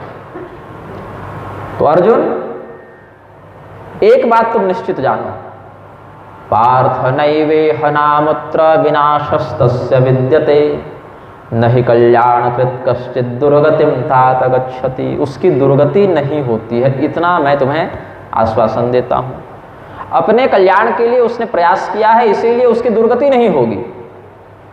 अच्छा, कई बार होता है ऐसा, साधकों को इस जीवन में रोग के माध्यम से, अपमान के माध्यम से, कलंक के माध्यम से, अथवा लोकांतर में नरक इत्यादि के माध्यम से भी कष्ट होता है, सिद्ध बात है। अच्छे अच्छे संतों को भी बहुत से रोग हुए। अब हम लोग तो संत में नहीं है, लेकिन रोग तो होते ही हैं। लेकिन जो वास्तव में संत थे उनको भी रोग होते थे, या उनके भी जीवन में कष्ट विविध प्रकार के आए। इसमें महाराज हरिश्चंद्र का चरित्र देख लें, सावित्री सत्यवान का चरित्र देख लें, महाराज नल और भगवती दमयंती का चरित्र देख लें, धर्मराज युधिष्ठिर इत्यादि का चरित्र देख लें। अनेकानेक लीलाओं में भगवान श्री रामचंद्र जी का उदाहरण भी हम ग्रहण कर सकते हैं। तात्पर्य है कि महापुरुषों के जीवन में भी सुख दुख, मान अपमान इत्यादि बने रहे, इससे कोई बचा नहीं है। संसार का यह धर्म है, एष सांसारिको धर्म, ये संसार का धर्म है। सुख दुख, मान अपमान से युक्त जीवन को प्रदर्शित करना, ये संसार का धर्म है, लक्षण है। राजा नृग, भागवत महापुराण की कथा का स्मरण करेंगे। राजा नृग ने अद्भुत दान दिया, फिर भी नरक गए, गिरगिट बने। तो क्या उनके उस नरक गमन को हम दुर्गति कहेंगे? नहीं, शुद्ध होने गए। जैसे किसी रोग से आप ग्रस्त हो गए, चिकित्सक ने परीक्षण किया कि अच्छा इसमें ये गड़बड़ है, इसको ऑपरेशन करके इसका ट्यूमर हटाना पड़ेगा। ट्यूमर हो गया है इसको, पथरी हो गई है इसको, या कुछ और भी शल्य क्रियापरक रोग हो गया है। ऑपरेशन किया, निकाल दिया, महीने 2 महीने का कष्ट हुआ, व्यक्ति स्वस्थ हो गया, फिर बढ़िया सब। वह दुर्गति नहीं है, वह शोधन की एक प्रक्रिया है। दुर्गति तब होती जब कोई डाकू आता और पेट फाड़कर चला जाता, ये दुर्गति होती। लेकिन जब चिकित्सक ने पेट फाड़ा तो उसको दुर्गति नहीं कहते, हत्या नहीं कहते, चिकित्सा कहते हैं। अब ये बात अलग है कि डॉक्टर के रूप में डकैत आकर किडनी निकाल कर ले जाए, फिर वो चिकित्सक नहीं कहलाएगा, लेकिन अगर वास्तविक चिकित्सक होगा तो फिर वह यही जो डॉक्टर बनकर किडनी निकाल लेते हैं वही सबके चक्कर में भूत प्रेत की सिद्धि हो जाती है।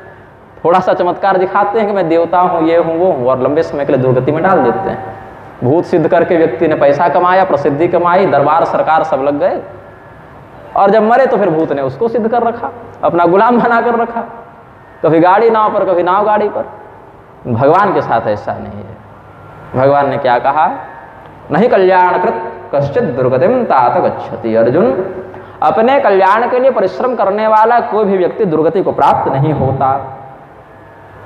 हो सकता है कुछ समय के लिए नरक में जाए, लेकिन इसीलिए जाएगा ताकि उसके जो कुछ कर्म प्रारब्ध थे उल्टे सीधे वो ठीक हो जाएं और विधिवत वो आगे इस मार्ग में बढ़ सके, इसके लिए उसको वहाँ भेजा गया है। अस्तु। और अगर वहाँ जाने की बात नहीं तब तो और बढ़िया।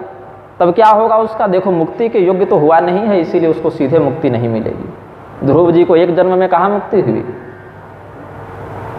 पिछले जन्म में ब्राह्मण थे, उनके पिताजी की मित्रता राजा से थी। विष्णु पुराण इत्यादि की कथा का अनुशीलन करेंगे, कुछ संकेत हरिवंश में भी मिलता है। उनके पिता की मित्रता राजा से थी। अपने राजकुमार मित्र के वैभव को देखकर उनके मन में एक भाव उठा कि मेरा भी सुंदर महल होता, मेरे भी सुंदर वैभव होते, क्या आनंद आता जीवन में। भगवान ने कहा ठीक है।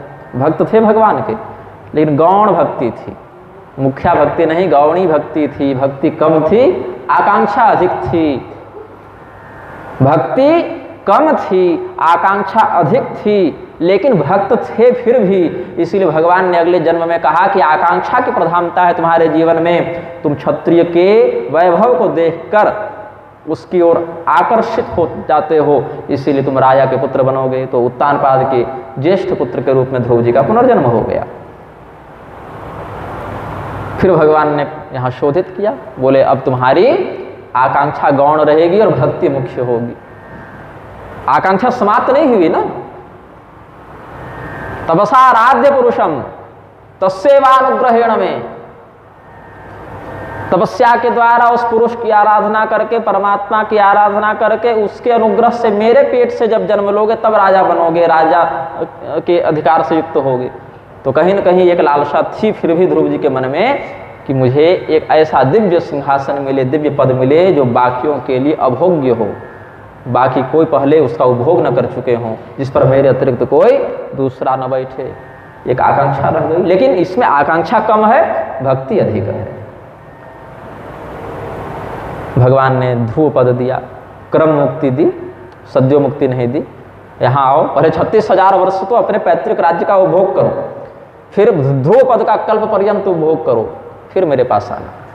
फंसाए नहीं हैं, दिए भी नहीं हैं। सीढ़ी सोपान आरोहण उनका क्रम मुक्ति के माध्यम से हुआ है। प्रहलाद जी पद्म पुराण का चिंतन करेंगे। पिछले जन्म में ब्राह्मण थे, तपस्या करने के लिए गए, गुजरात के थे वो, जहाँ तक मुझे स्मरण आता है कथा का। नेपाल चले गए, गंडकी नदी के किनारे तपस्या करने लगे, वहीं पर जहाँ पर राजर्षि भरत तपस्या करते थे। वो जड़ भरत वाले प्रसंग में हिरण के चक्कर में फंसे थे ना, वहीं पर वो भी तपस्या करते थे। राक्षसों का आक्रमण हुआ उनके आश्रम पर, तो राक्षस को देखकर भयभीत होकर उसी का चिंतन करते हुए मर गए। लेकिन भक्त थे। अगले जन्म में यंग यंग वापि स्मरण भावम त्यजत्यम ते कलेवरम वाला नियम लग गया। जिसका स्मरण करते हुए अपने शरीर का परित्याग करोगे, अगला जन्म वही मिलेगा। तो राक्षस के कुल में गए, लेकिन भक्त थे तो भक्ति बनी रही। देवर्षि नारद की कृपा हो गई कि गर्भ से ही उनको वैसा संस्कार सुलभ हो गया। देखिए, परिश्रम नहीं करना पड़ा प्रहलाद जी को। ध्रुव जी को तो 5 वर्ष परिश्रम करना भी पड़ा। ध्रुव जी के हृदय में जो भक्ति थी पिछले जन्म में, वो गौणी भक्ति थी, आकांक्षा प्रधान थी, भक्ति पीछे थी, कम थी। इसीलिए उनको भगवान से जुड़ने में 5 वर्ष लग गए। 5 वर्ष पहले राजा के सिंहासन की ओर उनकी आसक्ति रही, ललक रही। बाद में उनको नारद मुनि का, सप्तर्षियों का मार्गदर्शन मिला तो भगवान की ओर उनकी वृत्ति बनी। लेकिन जब तक भगवान मिलते तब तक उनकी वृत्ति राज्य में ही बनी रही। भगवान के मिलने के बाद भले वो पछताते रहे कि हम ठग लिए गए देवताओं के द्वारा, मेरी बुद्धि भ्रमित हो गई, हमने ध्रुव पद क्यों मांग लिया, भगवान को ही क्यों नहीं मांगा। लेकिन फिर भी पहले गौणी भक्ति, फिर मुख्या भक्ति और बहुत बाद में पराभक्ति। यह क्रम से ध्रुव जी प्राप्त हुए हैं। ये ध्रुव जी की स्थिति भगवान के दर्शन करने के बाद भी थी। यहाँ भगवान का छोड़ो, भूत का दर्शन नहीं हो रहा है, लेकिन पराभक्ति लोगों को पहले मिल जा रही है। ये हम बहुत बड़े भक्त हैं। प्रहलाद जी में गौणी भक्ति नहीं थी, पूर्व जन्म में मुख्या भक्ति ही थी। आसक्ति वासना कुछ वैसी थी नहीं, भक्ति प्रधान थी। लेकिन राक्षस का चिंतन करते मरे। वो मृत्यु का एक भय था मन में कि राक्षस मार देगा। आक्रमण हुआ तो अगले जन्म में राक्षस ही बने। लेकिन चूंकि इनकी भक्ति मुख्य थी, तो गर्भावस्था में जब प्रहलाद जी थे, उनकी गर्भवती माता कयाधु का अपहरण करके देवराज इंद्र ले जा रहे थे। कि चाचा आतंकवादी था ही इसका, बाप आतंकवादी है ही, कि बेटा भी उसी गिरोह का सरगना बनेगा। हिरण्याक्ष, हिरण्यकशिपु, फिर प्रहलाद। तो दो से तो निपटते निपटते थक गए, अब इससे भी निपटना पड़ेगा, इसीलिए ये जब जन्म ले तो इसको मार दो। लेकिन देवर्षि नारद ने कहा नहीं। कश्यप जी ने दिति को वरदान दिया था कि तुम्हारे दोनों पुत्र भगवान से ही मारे जाएंगे, ब्रह्मशाप से नहीं मारे जाएंगे, और पोता तुम्हारा सज्जन निकलेगा। यही वो पोता प्रहलाद थे।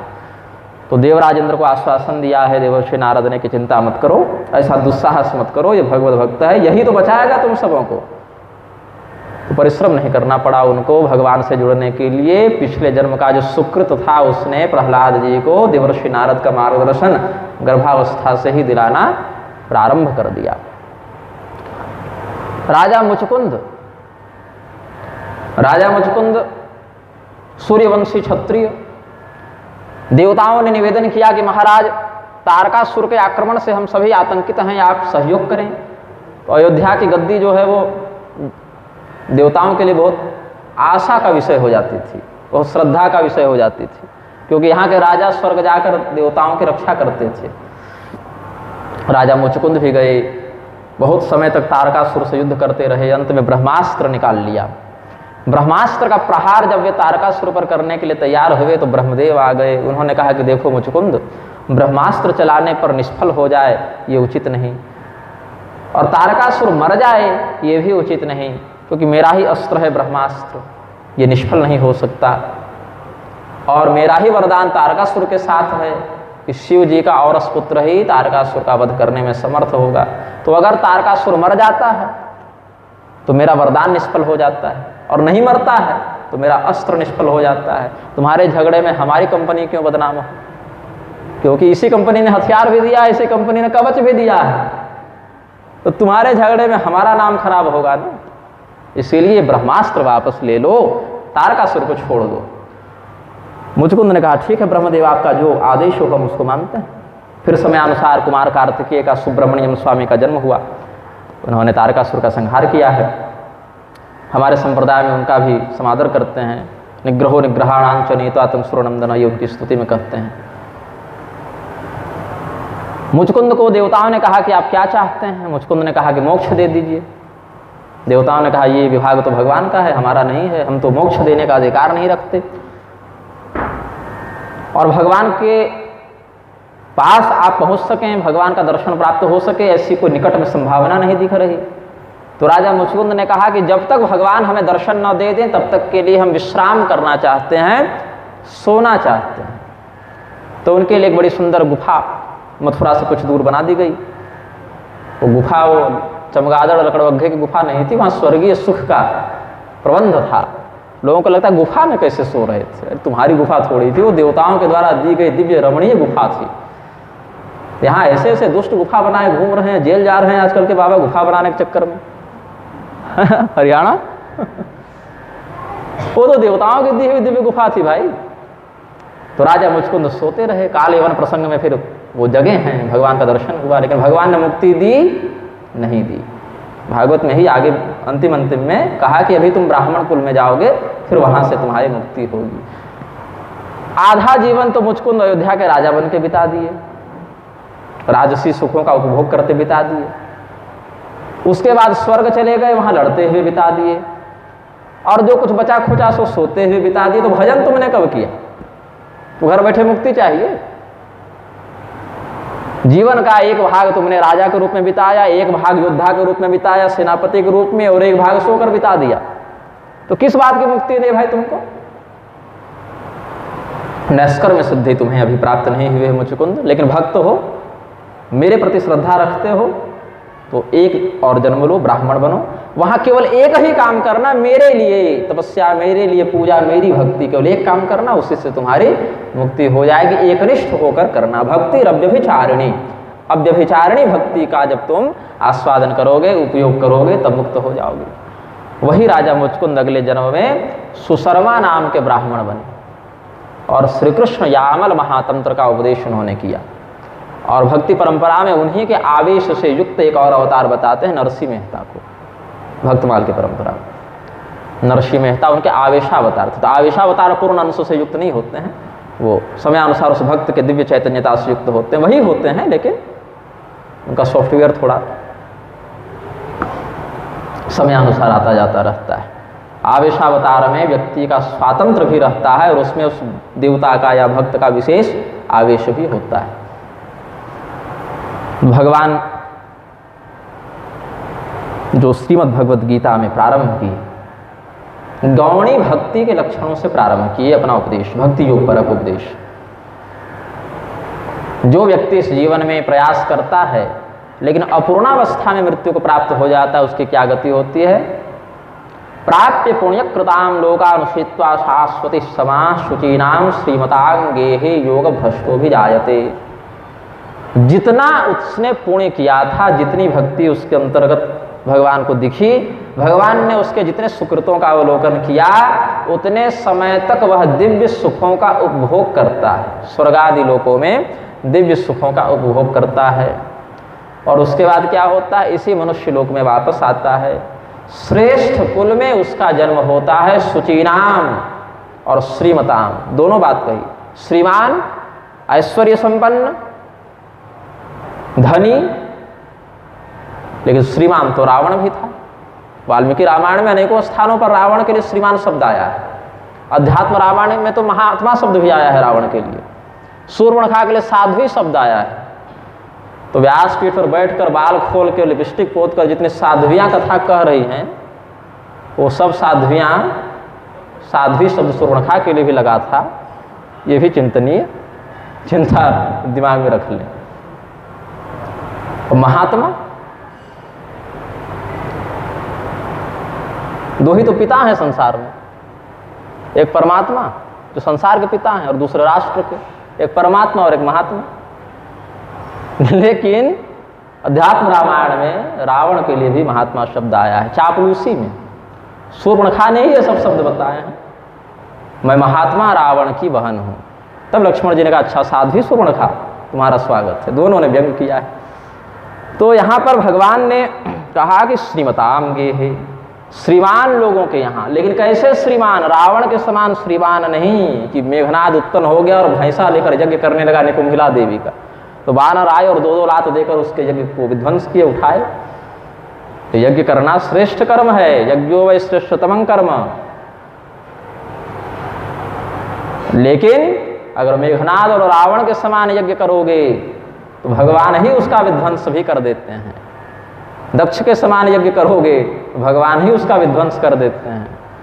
और विश्वामित्र जी के समान, युधिष्ठिर जी के समान, राजा मरुत के समान यज्ञ करोगे तो भगवान खड़ा होकर उसकी रक्षा करते हैं, उसकी वृद्धि करते हैं, उसको पूर्ण कराते हैं।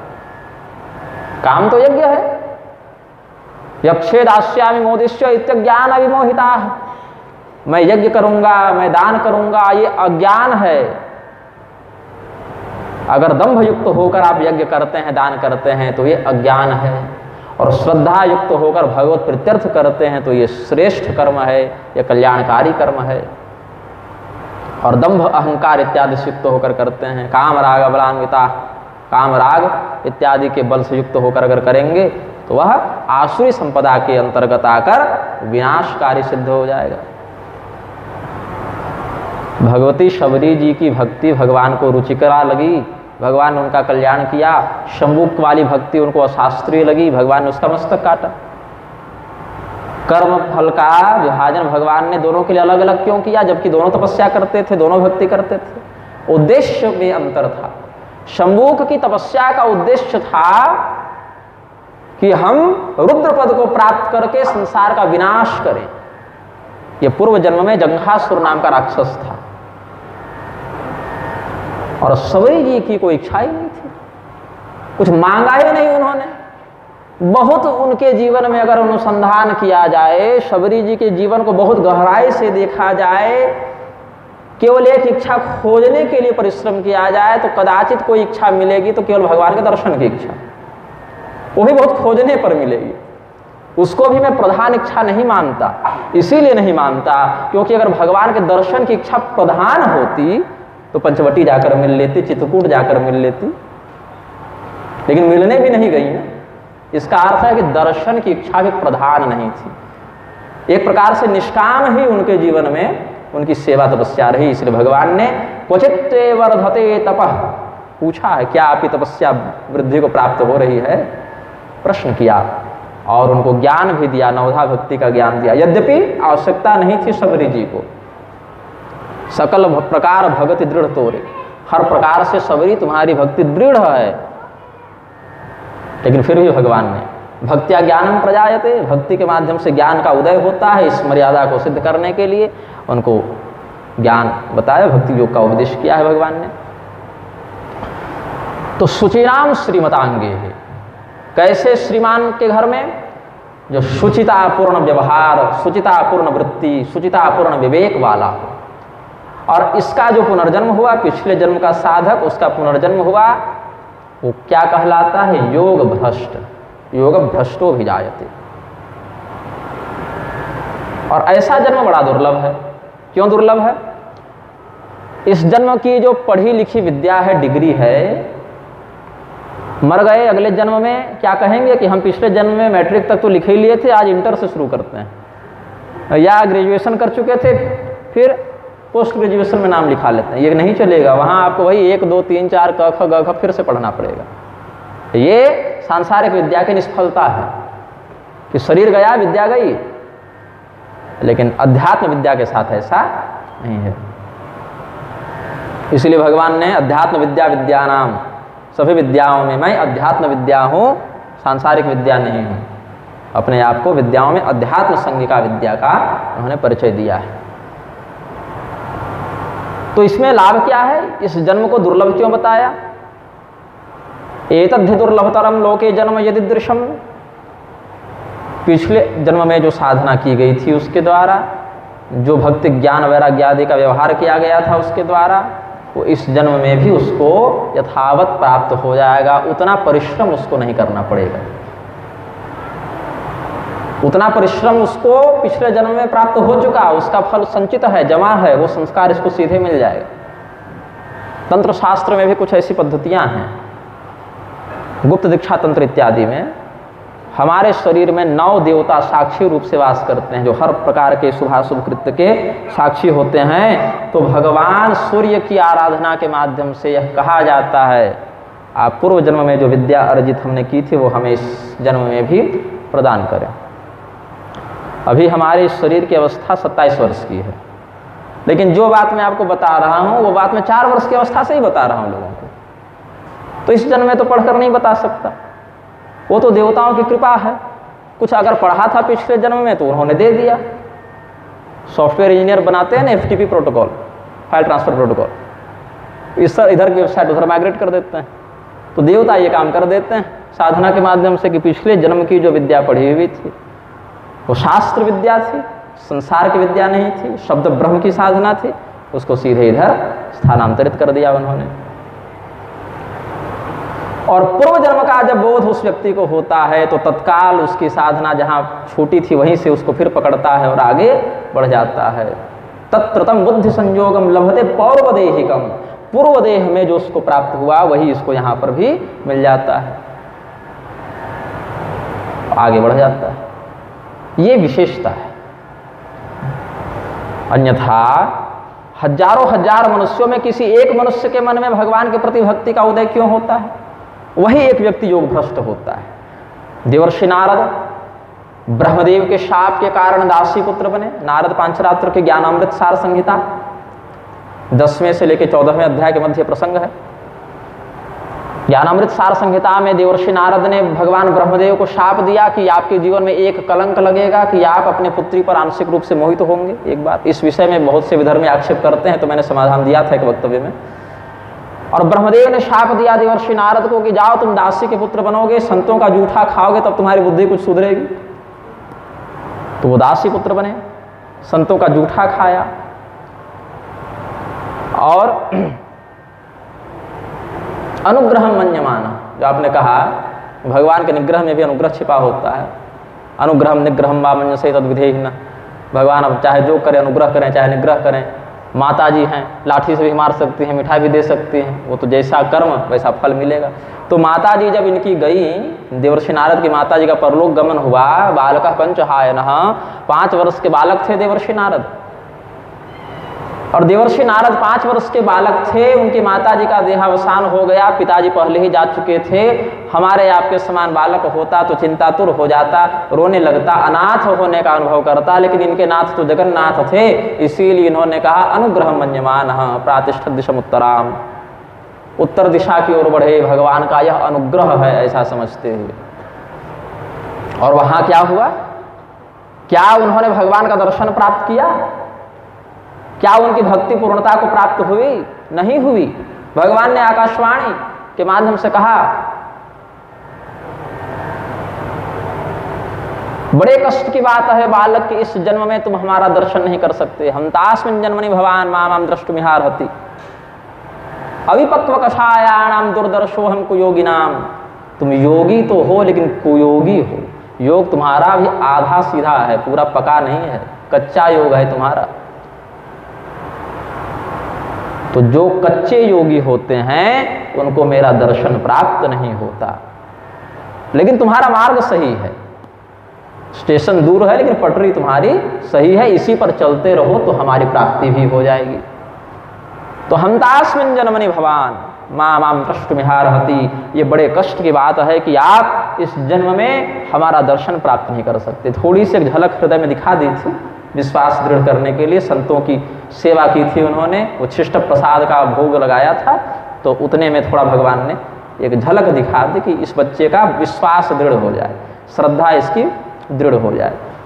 एक कल्प पर्यंत देवर्षि नारद भटकते रहे, भगवान का चिंतन करते रहे, पुनः नहीं मिले भगवान। और इस बात का कोई क्षोभ भी उनके मन में नहीं था, इस बात से देवर्षि नारद को कोई समस्या भी नहीं थी, कोई चिंता भी नहीं थी, क्योंकि वो अनुभव तो करते ही रहते थे, हृदय में परमात्मा तत्व का अनुभव तो करते ही रहते थे। एक लोकम व्यवहार में वह साक्षात्कार नहीं हुआ था, लेकिन हृदय में अनुभव करते थे। अगले जन्म में ब्रह्मदेव के मानस पुत्र होकर, भगवद अंश से युक्त होकर अवतार में परिगणित हुए और भगवान के समान पूज्य बने, आराध्य बने। फिर देवर्षि नारद ने भक्ति सूत्र का व्याख्यान किया। भक्ति सूत्र का व्याख्यान किया है देवर्षि नारद ने, तो भक्तों में सर्वश्रेष्ठ स्थिति में उनकी गणना होती है। ध्रुव जी, प्रहलाद जी श्रेष्ठ भक्तों में परिगणित होते हैं। उनको भक्ति का ज्ञान देने वाले, भक्ति का उपदेश करने वाले कौन थे? देवर्षि नारद थे। और जिन भक्ति भगवती की आराधना हम आप करते हैं, बड़े बड़े ऋषि महर्षि करते हैं, उन भक्ति भगवती को जब शंका हुई, कष्ट हुआ, क्लेश हुआ, तो क्या कहते हैं? भो भो साधो क्षणं तिष्ठ मच्चिंतामपि नाशय दर्शनं तव लोकस्य सर्वथा गहरं परम। आपका दर्शन हर प्रकार के पाप का विनाश करने वाला है, और जिसके हृदय में भक्ति हो ऐसा व्यक्ति भी अपने समस्त पूर्वापर पाप का संहार कर देता है, भस्मीभूत कर देता है। भक्ति के प्रभाव से उसके दुष्कृत भस्म हो जाते हैं, ये भी शास्त्र सिद्ध सिद्धांत है। ऐसी भक्ति भगवती साक्षात प्रत्यक्ष विग्रह होकर अपने ज्ञान वैराग्य पुत्रों को वृद्धावस्था से कष्ट पाता हुआ देखकर स्वयं कष्ट का अनुभव करती हुई देवर्षि नारद की शरण में जाती है। ब्रह्मपुत्रम नतास्मि, ब्रह्मदेव के पुत्र देवर्षि नारद को मैं प्रणाम करती हूं, ये उनका उद्गार है। और देवर्षि नारद को क्या कर दिया आज के हिंदुओं ने? सीरियल का जोकर बना दिया। जो देवर्षि नारद वेदव्यास जी के कष्ट का हरण करने का सामर्थ्य रखते हैं, वेदव्यास जी जो स्वयं भगवान के ज्ञानावतार हैं, परमहंस सुखदेव जी के पिता और गुरु दोनों हैं, 18 पुराणों के रचयिता, उप पुराणों के रचयिता, ब्रह्मसूत्र के रचयिता, महाभारत के रचयिता, दार्शनिक भाष्यों के रचयिता हैं। ऐसे भगवान वेदव्यास जी जब असंतोष का अनुभव किए तो उनको भगवत तत्व का उपदेश करने, चतुश्लोकी भागवत का उपदेश करने देवर्षि नारद आए। जब महर्षि वाल्मीकि के हृदय में सरस्वती की प्रेरणा से मानिषाद प्रतिष्ठान त्वगमः शाश्वती समाह यत् क्रौंच मिथुनादेकम अवधीह काम मोहितम, इसी श्लोक को आदि काव्य का बीज कहते हैं, रामायण बीज है यह। महर्षि वाल्मीकि के मुख से क्रौंच पक्षी को प्रेम क्रीड़ा करते हुए देखकर एक व्याधा ने बाण मारा था, एक पक्षी मर गया, दूसरा उसके वियोग में तड़प रहा था। ये देखकर करुणा से उनके मुख से निकल पड़ा, शाप दिया नहीं, वो निकल पड़ा कि हे व्याध, हे निषाद, हे बहेलिया, आपस में प्रेम मग्न दो दंपतियों में से एक को तुमने मार दिया है, इसीलिए तुम भी बहुत दिनों तक जीवित नहीं रहोगे। यही शाप दिया था वाल्मीकि जी ने। तत्काल उनके मुख से ब्रह्म वाक्य जब प्रस्फुटित हुआ, ब्रह्मदेव अवतरित हुए और कहा यथाते नारदाच्छ्रुतम वृत्तम कथय धीरस्य, जिस प्रकार से तुमने नारद के मुख से सुना है उस प्रकार से भगवान श्री रामचंद्र जी का चरित्र लिखना। नारद जी ने केवल एक सूची के रूप में बता दिया, ऐसे बहुत सी कथाएं वाल्मीकि जी ने अपनी तपस्या से ज्ञात की हैं। संप्रज्ञात समाधि की स्थिति में अतीतानागतम च विधान से मुख्य मुख्य बातों को अस्तंभ अस्तंभ खंभा दे दिया रामायण का नारद मुनि ने, और बाकी तो सारा कार्य अपना वाल्मीकि जी ने साधना से प्राप्त किया। तो तपस्वाध्याय निरतम तपस्वी वाग्विदाम्बरम नारदम परिपप्रच्छ वाल्मीकि मुनिपुंगवम। मुनिपुंगव तपस्या स्वाध्याय से युक्त जो श्रेष्ठ वक्ताओं में परिगणित होते हैं, ऐसे देवर्षि नारद के पास महर्षि वाल्मीकि ने जिज्ञासा व्यक्त की है। वाल्मीकि जी भी एक चतुर्युग में वेदव्यास के पद पर बैठ चुके हैं और कृष्णद्वैपायन जी तो अभी बैठे हुए हैं।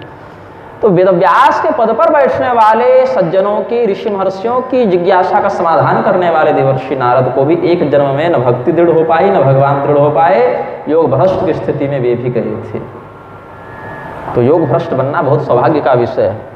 कुछ ऐसे शब्द हैं जो संसार में दूसरे अर्थ में होते हैं लेकिन किसी अन्य के साथ लगकर विशिष्ट अर्थ को धारण करते हैं। जैसे महावैद्य एक शब्द है, वैद्य मतलब डॉक्टर, चिकित्सक, लेकिन उसके नाम के अगर महावैद्य लगा दें तो अर्थ होता है ऐसा चिकित्सक जो किसी का इलाज न कर सके, वहां से सीधे व्यक्ति स्मशान जाए। ये साहित्यिक भाषा हो गई। महाब्राह्मण मतलब ऐसा ब्राह्मण जो केवल नाम ही से ब्राह्मण हो, बाकी कोई लक्षण उसका ब्राह्मण जैसा न हो। ये सब। और भ्रष्ट अनुचित शब्द है, चरित्र भ्रष्ट ये सब अनुचित, लेकिन योग के साथ लग जाए योग भ्रष्ट मतलब देखो कितना तत्परता, कितनी तत्परता से कार्य कर रहा था। अब आयु नहीं बची तो क्या करता, लेकिन अगर आयु रहती तो एक श्रेष्ठ संत के रूप में भारत को मिलता, एक श्रेष्ठ विद्वान के रूप में, तपस्वी के रूप में इसको समाज जानता। लेकिन शरीर इसका पहले पूरा हो गया, बाकी इसकी ओर से कोई कमी नहीं थी, इसीलिए भ्रष्ट होने के बाद भी उसको सम्मान की दृष्टि से देखा जाता है। देवता उसे पुनः अवसर देते हैं कि तुम योग्य हो, तुम्हें एक शरीर और मिलेगा, और उस शरीर को प्राप्त करके पुनः वह अपनी साधना को पूर्ण करता है, आगे बढ़ता है, अपना और अपने आस्थान्वित जनों का लोक परलोक बनाता है। तो गौणी भक्ति, मुख्या भक्ति, ये दोनों अपरा भक्ति के लक्षण हैं। भगवान ने श्रीमद् भगवद गीता में प्रधानता से इन विषयों पर 7वें अध्याय से चर्चा को प्रारंभ किया है। आर्तो जिज्ञासुर अर्थार्थी ज्ञानी च भरतर्षभ, इन युक्तियों का आश्रय लेते हुए हम कल व्याख्यान करेंगे। आज का व्याख्यान हम यहीं पर पूर्ण करते हैं।